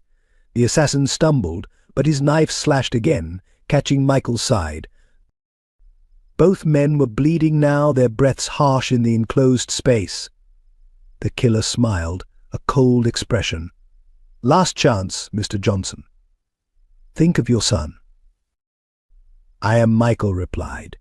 Then he charged. They went down hard, wrestling for the knife. Michael felt it pierce his shoulder but didn't let go. They rolled across scattered papers, evidence of Anderson's crimes mixing with their blood. The killer got the upper hand, knife rising for a final strike. Michael saw Matthew's face flash before his eyes, saw Andrea's sacrifice, saw 6 years of lost time. No, he whispered. Not again. The garage exploded with light and sound. FBI. Drop the weapon, Cooper's voice rang out, accompanied by the sound of multiple weapons being cocked. The killer froze, then slowly raised his hands. As agents swarmed the garage, Cooper helped Michael up. Cutting it a bit close, Michael gasped, pressing a hand to his bleeding shoulder. Had to let him make his move, Cooper replied, nodding to surveillance equipment hidden in the ceiling. Now we have proof Anderson ordered a hit. One more nail in his coffin. Paramedics rushed in, but Michael waved them off temporarily. He knelt painfully, gathering the scattered evidence. Tomorrow's hearing would proceed as planned. Anderson's assassin had failed in his mission, but succeeded in strengthening their case. As he finally let himself be led to an ambulance, Michael touched the wound in his shoulder, a reminder that some things were worth bleeding for. Tomorrow he would face Anderson in court, these fresh injuries testament to the lengths their enemy would go to maintain power. But tonight's victory proved something crucial: love for family was stronger than fear of death. The night before the custody hearing erupted into chaos at St. Catherine's. Elizabeth's scream pierced the darkness at 2 a.m., followed by the sound of breaking glass. Sarah Miller, working her night shift, rushed to Matthew's room to find the window shattered and the bed empty. A rope ladder hung from the frame, swaying in the cold wind. No, Sarah ran to the window, catching a glimpse of dark figures loading a struggling form into a black SUV. She immediately hit the panic button Elizabeth had installed, setting off the orphanage's new security system. But by the time police arrived, the kidnappers had vanished with Matthew into the night. Elizabeth found a note pinned to Matthew's pillow: "The hearing is cancelled. The boy joins our international family unless Mr. Johnson reconsiders his position. Anderson sends regards." The paper crumpled in her shaking hands as she called Michael at the hospital. "They have him," she choked out when Michael answered. Anderson's men took Matthew. They left a note she couldn't continue, overcome with guilt and fear. Michael's voice, though strained from his injuries, carried steel. "Call Cooper. Tell him to activate the tracker." "Tracker?" Elizabeth asked, confused. In Matthew's new watch, the birthday gift I gave him yesterday. Cooper suggested it, just in case. Get everyone to the command center at FBI headquarters. And Elizabeth, this isn't your fault. Within an hour, the FBI's command center hummed with activity. Multiple screens showed a blinking dot moving through the city. Michael, against medical advice, sat watching the tracker's signal, his bandaged shoulder a testament to Anderson's earlier attempt to stop him. They're heading toward the private airfield, Cooper announced, directing teams to intercept. Anderson has a cargo plane scheduled for departure in 30 minutes. Destination Eastern Europe. Sarah gripped Andrea's hand as they watched the dot move closer to the airport. He must be so scared, she whispered, all alone with those men. But Andrea smiled slightly, remembering her son's strength. He's not scared, he's angry. And he's smarter than they know. She was right. The first team to reach the airfield reported chaos. Somehow Matthew had managed to unlock his seatbelt, kick one kidnapper in the face, and spray another with a water bottle he'd hidden in his pajamas. In the confusion, he'd rolled out of the moving vehicle. That's my boy, Michael breathed, watching multiple agents converge on the scene. Just like his mother never stops fighting. The radio crackled. Subject is safe. Repeat, we have the child relief flooded the room, but it was short-lived. Another voice cut through second vehicle spotted. Black SUV heading for alternate airstrip. Anderson, Cooper growled. He's trying to flee before we can arrest him. Michael stood, ignoring the pain in his shoulder. Not this time. He doesn't get to run. Not after this, he turned to Andrea. Stay with Matthew. I'm ending this. The chase that followed would become FBI legend. Anderson's SUV weaved through Boston's streets, but Michael and Cooper had planned for this. Police roadblocks channeled the vehicle exactly where they wanted, toward the same waterfront properties that had started everything. Anderson's driver, facing a dead end at the pier, slammed on the brakes. Anderson emerged, wild-eyed, waving a gun. Stay back. I'll shoot. No, you won't, Michael said calmly, stepping into the floodlights. It's over, Robert. The game, the empire, all of it. But you crossed a line when you touched my son. Your son Anderson laughed manically. Joseph Johnson is dead. I made sure of that 6 years ago. That boy is just another commodity, another piece in the game. His confession, caught on multiple body cameras, was the final nail in his coffin. As FBI agents swarmed the pier, Anderson made one last desperate move. He turned his gun toward Michael, finger tightening on the trigger. A shot rang out, but it was Anderson who fell, clutching his shoulder. William Thompson lowered his smoking gun, face grim. That's for my sister, you bastard. As agents handcuffed Anderson, Michael's phone buzzed. A text from Andrea Matthews asking for you? Says he has something to show you. Michael smiled, imagining his son's proud grin as he explained his escape. The night's terror was over, but it had proved something vital: the bonds of family couldn't be broken by fear or force. Matthew hadn't just survived the kidnapping, he'd fought back, just as they'd all fought for 6 years. Like father, like mother, like son, fighters, every one of them. In the chaos of Matthew's kidnapping and rescue, no one noticed Elizabeth Parker following Anderson's men to the airfield alone. She'd slipped away from St. Catherine's, driven by guilt and determination, arriving just as Matthew made his daring escape from the kidnapper's vehicle. Elizabeth saw what the FBI agents didn't: a third kidnapper emerging from the shadows, weapon raised as Matthew ran for cover. Without hesitation, she threw herself between the child and the gun. The shot echoed across the airfield, and Elizabeth crumpled to the ground. Miss Parker, Matthew screamed, trying to run to her. FBI agents swarmed the scene, taking down the shooter as others rushed to Elizabeth's aid.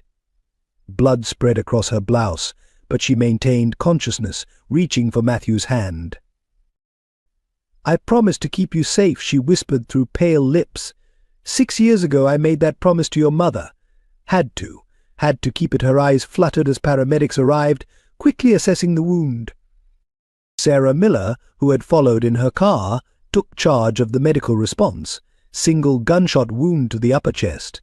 We need immediate transport. Her nursing training kicked in as she helped stabilize Elizabeth for the ambulance. Matthew refused to leave Elizabeth's side, his small hand clutching hers. "You have to be okay," he pleaded.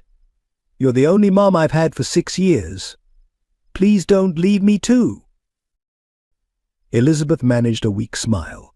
"You have. You're real mother now. Better than any story I could have told you." Her voice grew fainter as blood loss took its toll. The next 12 hours were a blur of hospital corridors and waiting rooms. Michael and Andrea took turns comforting Matthew, who insisted on staying until he knew Elizabeth would survive. Cooper coordinated security, ensuring Anderson's remaining associates couldn't reach her.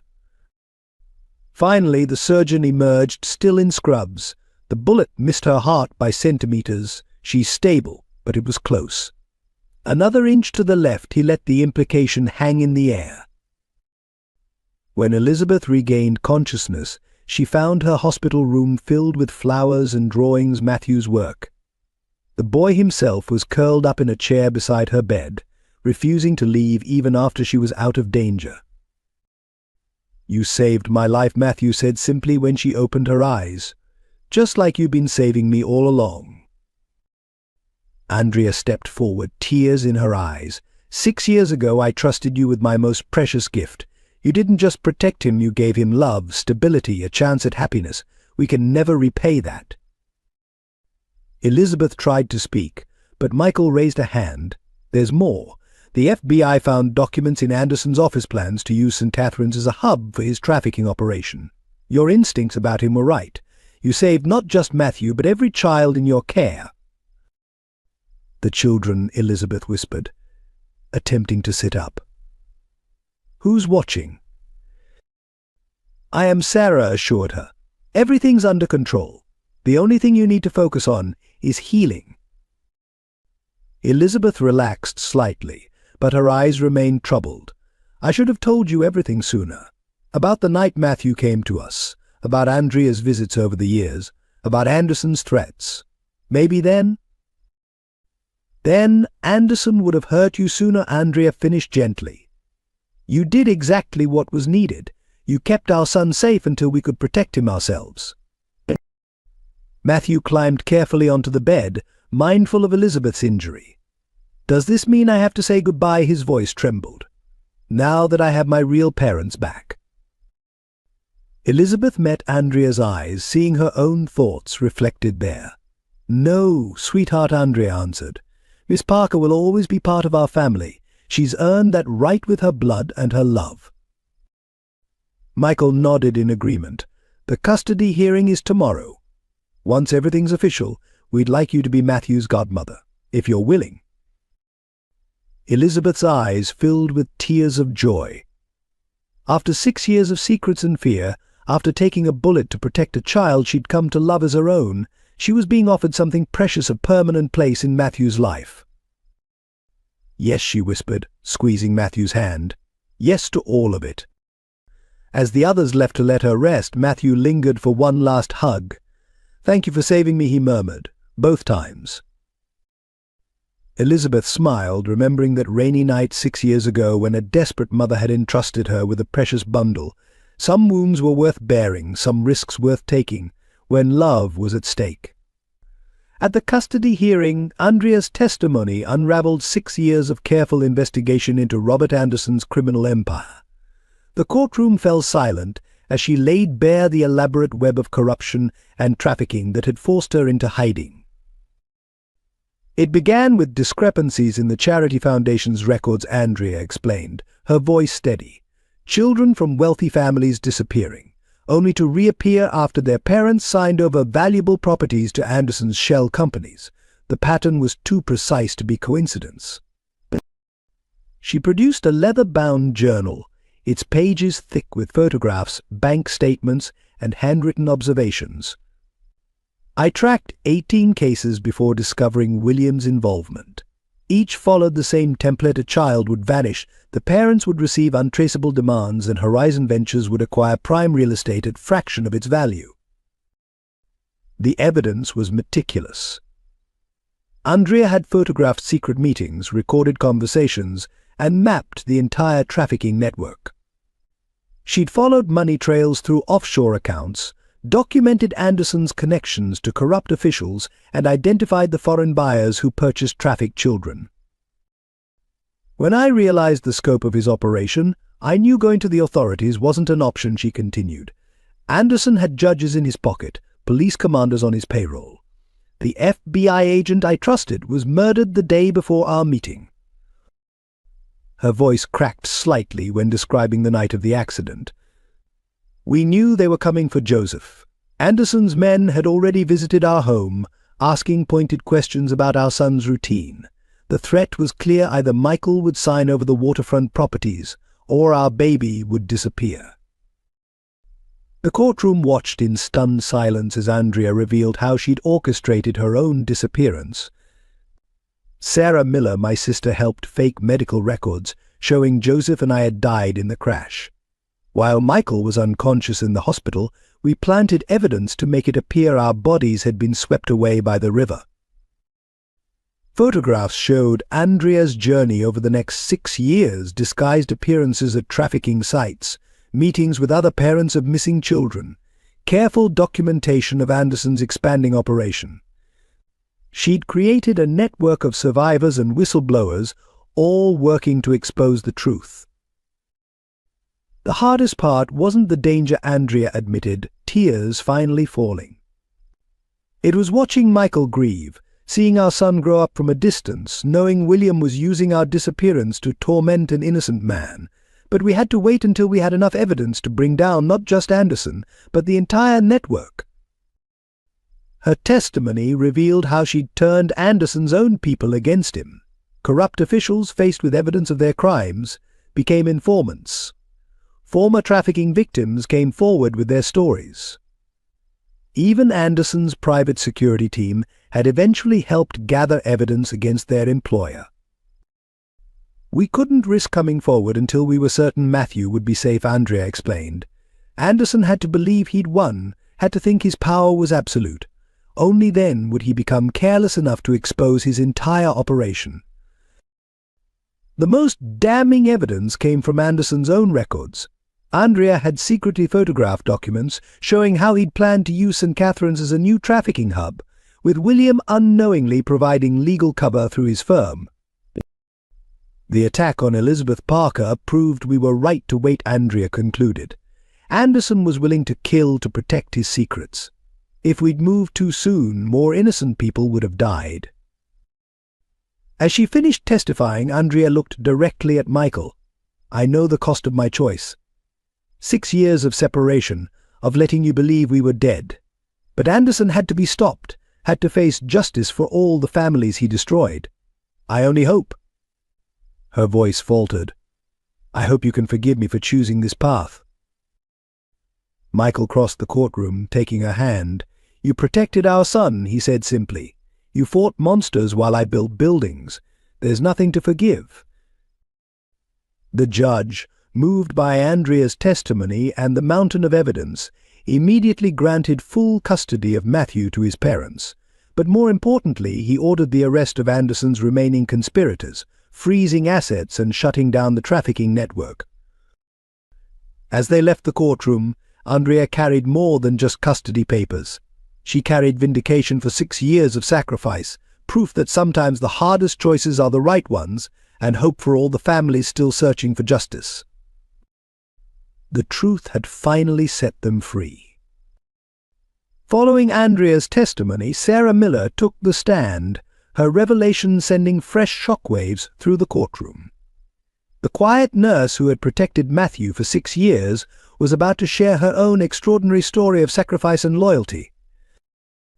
My real name is Sarah Thompson Miller, she began, her voice trembling slightly. I am Andrea's half-sister, though few people knew of this connection. When our parents divorced, I stayed with our mother while Andrea and William remained with our father. William, in his bitterness, erased all traces of our mother's family from their lives.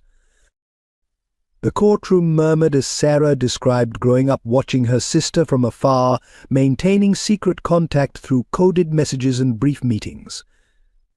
Even at Andrea's wedding to Michael, she had attended as a distant cousin, William too caught up in his disapproval to notice the resemblance between the sisters. When Andrea discovered Anderson's trafficking operation, I was the only person she could trust completely, Sarah continued. As a nurse at Boston General, I had access to medical records, could track suspicious patient transfers, and notice patterns that others missed. Together, we built a case against Anderson, documenting every disappeared child, every coerced property deal. She produced medical files spanning 6 years' evidence of children admitted with suspicious injuries, records altered to hide trafficking victims, death certificates falsified to cover Anderson's tracks. Her position had made her the perfect spy within the system. The night of the accident, everything was carefully planned, Sarah revealed. I was on duty specifically to help Andrea and Joseph disappear. We had mere minutes to fake their deaths before Anderson's people arrived at the hospital. The hardest part was knowing we couldn't tell Michael his genuine grief, had to convince everyone, especially William. Tears fell as Sarah described watching Matthew grow up at St. Catherine's, unable to acknowledge their true relationship. Every time he smiled, I saw Andrea. Every time he showed kindness to younger children, I saw our mother. Keeping my distance, pretending to be just another nurse, was a daily torment. The court learned how Sarah had balanced protecting Matthew with gathering evidence. Her night shifts at St.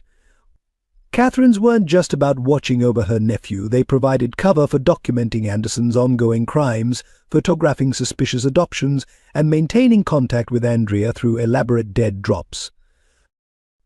Anderson discovered my connection eventually, she admitted. He threatened my daughter Catherine, said she would disappear into his trafficking network if I ever revealed what I knew. For years I lived in terror, knowing one wrong move could doom both our children. Sarah's voice strengthened as she described the network of allies they'd built, other nurses, social workers, even former trafficking victims who had aged out of Anderson's system. Each played a small part in gathering evidence, creating a web of witnesses that would eventually bring down the entire operation. The night Matthew was kidnapped, I wasn't just fighting for my nephew, Sarah declared. I was fighting for every child Anderson had ever stolen, for every family his greed had destroyed. When Elizabeth took that bullet, she wasn't just protecting Matthew, she was protecting the truth we had all sacrificed to preserve. Looking at William, Sarah's expression softened. Our brother thought he was pursuing justice for Andrea, never realizing he was helping the very people who had threatened his family. His love for our sister was twisted by Anderson's manipulation, used to maintain the very system that had forced her into hiding. The judge listened intently as Sarah detailed how they had finally assembled enough evidence to move against Anderson. The coincidence of Michael discovering Matthew had accelerated their timeline, forcing them to reveal the truth before all the pieces were in place. We knew exposing Anderson would be dangerous, she concluded, but watching Matthew with Michael, seeing their natural bond grow despite 6 years of separation, made us realize we couldn't wait any longer. Some truths demand to be told, no matter the cost. As Sarah stepped down from the witness stand, she moved to sit beside her sister for the first time in public. Andrea grasped her hand, years of shared secrets and sacrifice flowing between them. Michael reached over, squeezing both their shoulders, acknowledging the debt he owed these remarkable sisters. Matthew, watching from his seat, finally understood why Sarah's smile had always seemed so familiar. He had not just regained parents, he had discovered an entire family that had sacrificed everything to keep him safe. William Thompson's moment of redemption came when he took the stand as the final witness. Gone was the polished corporate lawyer, in his place sat a broken man seeking absolution. I was blind, he began, his voice rough with emotion. For 6 years I channeled my grief into hatred, blaming Michael for a tragedy that Anderson had orchestrated. I became the very thing my sister was fighting against, a tool for monsters who preyed on innocent families. The courtroom fell silent as William detailed his unwitting role in Anderson's operation. His prestigious law firm had provided legitimate cover for trafficking operations, his reputation lending credibility to suspicious adoptions. Each signature he'd provided had sent another child into Anderson's network. I discovered Andrea's journal the night before Matthew's kidnapping, he continued, pulling out the worn leather book. Reading her words, seeing how Anderson had manipulated me, used my love for my sister as a weapon, I finally understood the magnitude of my failure. William's voice broke as he addressed Michael directly. You were never the enemy. While I was persecuting you, spreading suspicions, you were doing what I should have done, protecting my nephew. I let my prejudices, my class superiority, blind me to the truth about Anderson, and I nearly lost my family forever because of it. The evidence William provided was devastating. Internal memos, offshore account details, recordings of conversations with Anderson, everything he'd gathered once the truth became clear. His testimony transformed him from accomplice to key witness, his insider knowledge helping seal Anderson's fate. Matthew, he said, turning to his nephew, I spent 6 years trying to destroy your father's reputation, never knowing I was attacking my own blood. Your mother believed I would eventually see the truth. She never lost faith in me, even when I'd lost faith in myself. Tears fell freely as William described the moment he'd recognized Matthew at St. Catherine's. He has Andrea's eyes, her spirit. I saw it that day but refused to acknowledge it. My pride, my anger, kept me from seeing what was right in front of me. The most powerful moment came when William addressed Elizabeth Parker, still recovering from her gunshot wound. You did what I failed to do. You protected my family without asking for recognition or reward. You took a bullet to save my nephew while I was still working for the man who wanted him harmed. His final revelation stunned the court.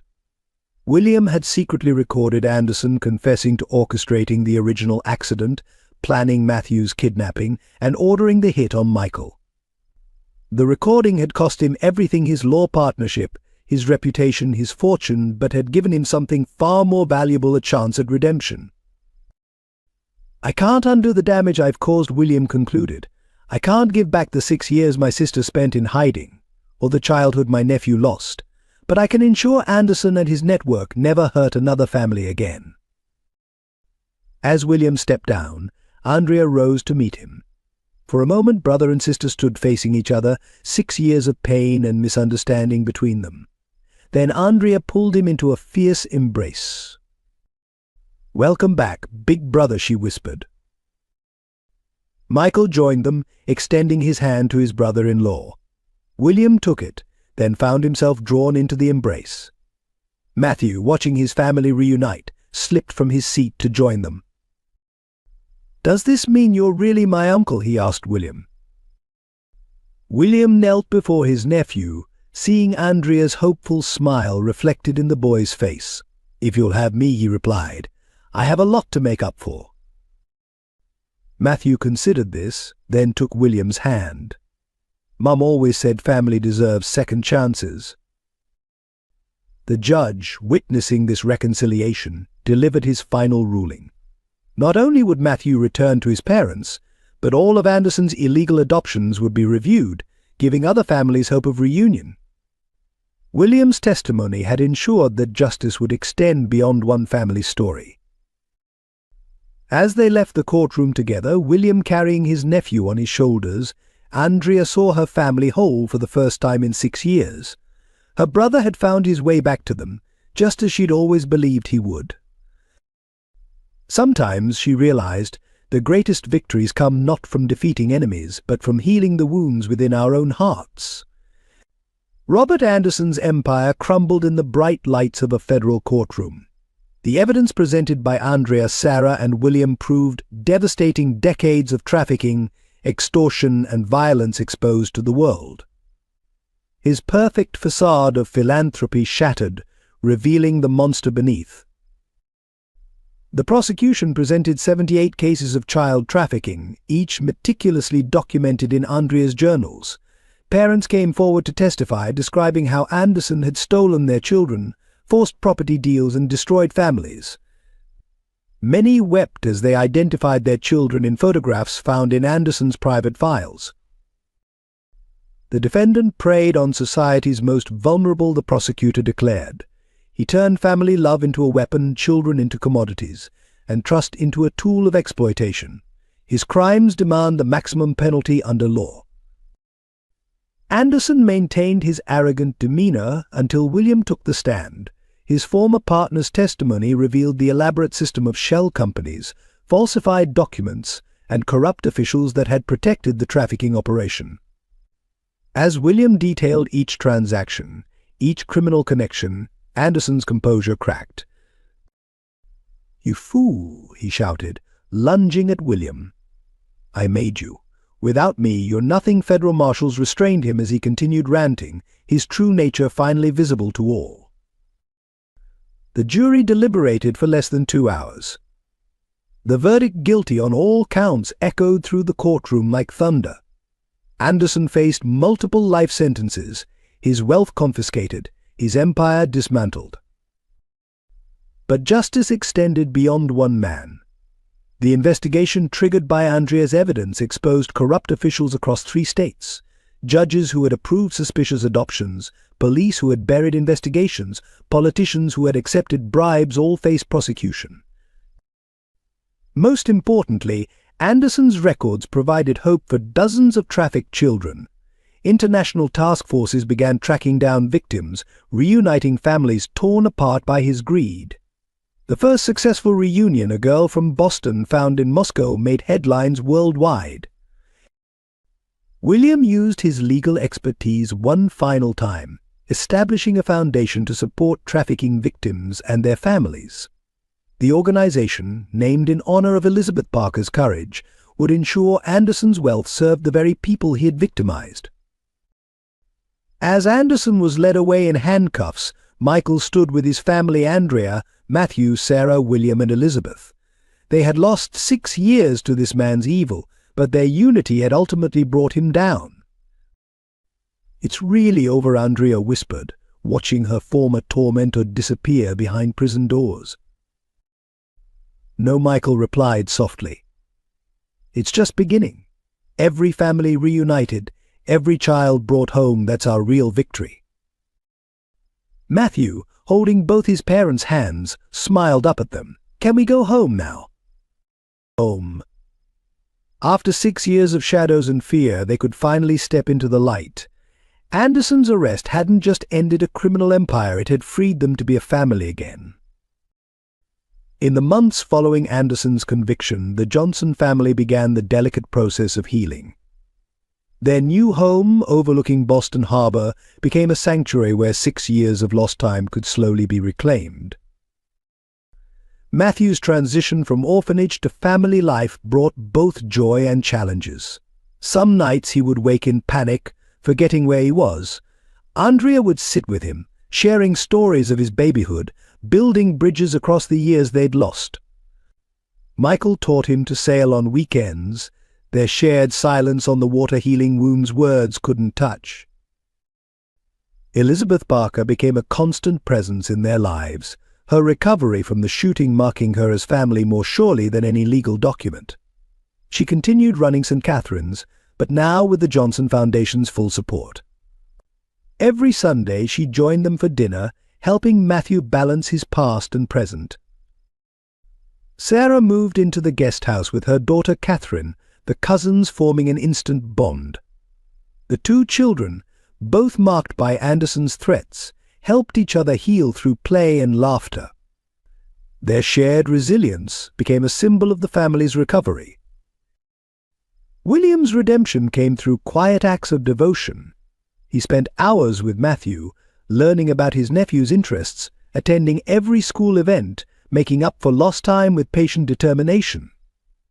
The boy's gradual acceptance of his uncle helped heal the rift between William and Andrea. Most touching was Matthew's art therapy sessions, where he processed his complex emotions through drawing. His pictures evolved from dark, confused scenes to bright family portraits. One particular drawing showing everyone, including Elizabeth and Sarah, on a sailboat hung prominently in the living room.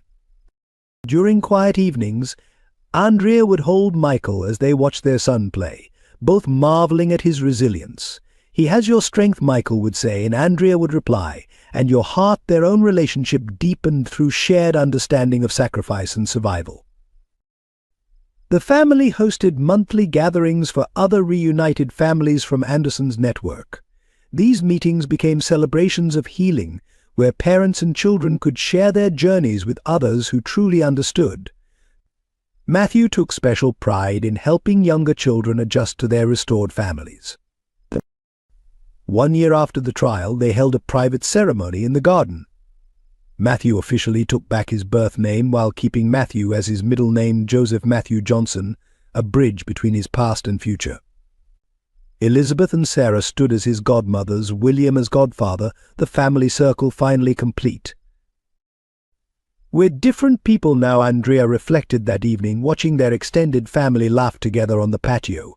"Stronger because we were broken, closer because we were apart." Michael squeezed her hand, understanding perfectly. Their journey had transformed them all, turning victims into survivors, strangers into family, pain into purpose. In healing together, they had created something more powerful than Anderson's evil could ever destroy: unshakable love. 1 year after Anderson's conviction, the Johnson family gathered at sunrise on the cliffside overlooking the spot where their journey began. The accident site, once a place of tragedy, had been transformed into a memorial garden for trafficking victims. A bronze statue of a mother and child, designed from Matthew's drawings, stood as its centerpiece. Matthew, now 8, placed his latest drawing at the statue's base, a vibrant scene showing two paths merging into one. "It's us," he explained to his parents. "The dark path and the light path coming together." His artistic talent, inherited from Andrea, had become his way of telling their family's story. Andrea knelt beside their son, touching the inscription she'd chosen: "Love finds its way home." The words honored not just their journey, but the countless other families who had suffered under Anderson's reign. Thanks to the Johnson Foundation's efforts, 63 children had been reunited with their parents in the past year. Elizabeth Parker, fully recovered from her injury, continued her work at St. Catherine's, now a model for child protection and family reunification. The orphanage had become a sanctuary where traumatized families could heal together, its success inspiring similar programs nationwide. Sarah and Catherine had bloomed in their new life, free from Anderson's threats. Catherine's nightmares had faded, replaced by dreams of becoming a child rights attorney like her uncle William, who had dedicated his legal expertise to prosecuting trafficking cases. William, standing slightly apart, placed a single rose before the statue. His redemption continued through tireless work with trafficking survivors, his understanding of Anderson's methods helping authorities dismantle similar operations worldwide. Cooper had retired from private investigation but still consulted with the Foundation, his experience invaluable in tracking missing children. His wedding to Sarah the previous month had added another chapter to their expanding family story. As the sun rose fully, Michael gathered everyone for a photograph. The camera captured not just smiles, but the invisible bonds forged through trial and triumph: Andrea's arm protective around Matthew, Elizabeth and Sarah flanking them like guardians, William's hand resting supportively on his nephew's shoulder. "I used to dream about this," Matthew said suddenly. "At the orphanage. Having a whole family, I mean. But the real thing is better than any dream." Andrea hugged him close, sharing a knowing look with Michael. Their son had inherited more than her artistic talent. He had her spirit, her resilience, her capacity for forgiveness and love. The memorial garden had become a symbol of transformation, proving that even the darkest experiences could nurture growth and healing. Families from across the country visited, finding hope in the Johnson family's story. As they left the garden, Matthew ran ahead with Catherine, their laughter echoing across the cliffs. Behind them, the adults walked together, bound by choices made in love and sacrifice. They had learned that family isn't just about blood or birth, it's about the people who stand beside you in both darkness and light. The bronze mother and child watched over the garden, their eternal embrace promising all who visited that love could survive any separation, heal any wound, and light the way home through the darkest night. "Ready to go home?" Michael asked, taking Andrea's hand. She smiled, watching their son's joyful progress down the path. "We're already there." Thank you for joining us for this emotional journey of love, sacrifice, and redemption. If this story touched your heart, please take a moment to share your thoughts in the comments below. We'd love to hear what moments resonated with you most. Don't forget to subscribe to our channel to support our team and ensure you never miss our upcoming stories of hope and healing. Hit the like button if you enjoyed this video and share it with friends and family who might find inspiration in the Johnson family's journey. Your support helps us continue creating meaningful content that reminds us of the power of family bonds and the triumph of love over adversity.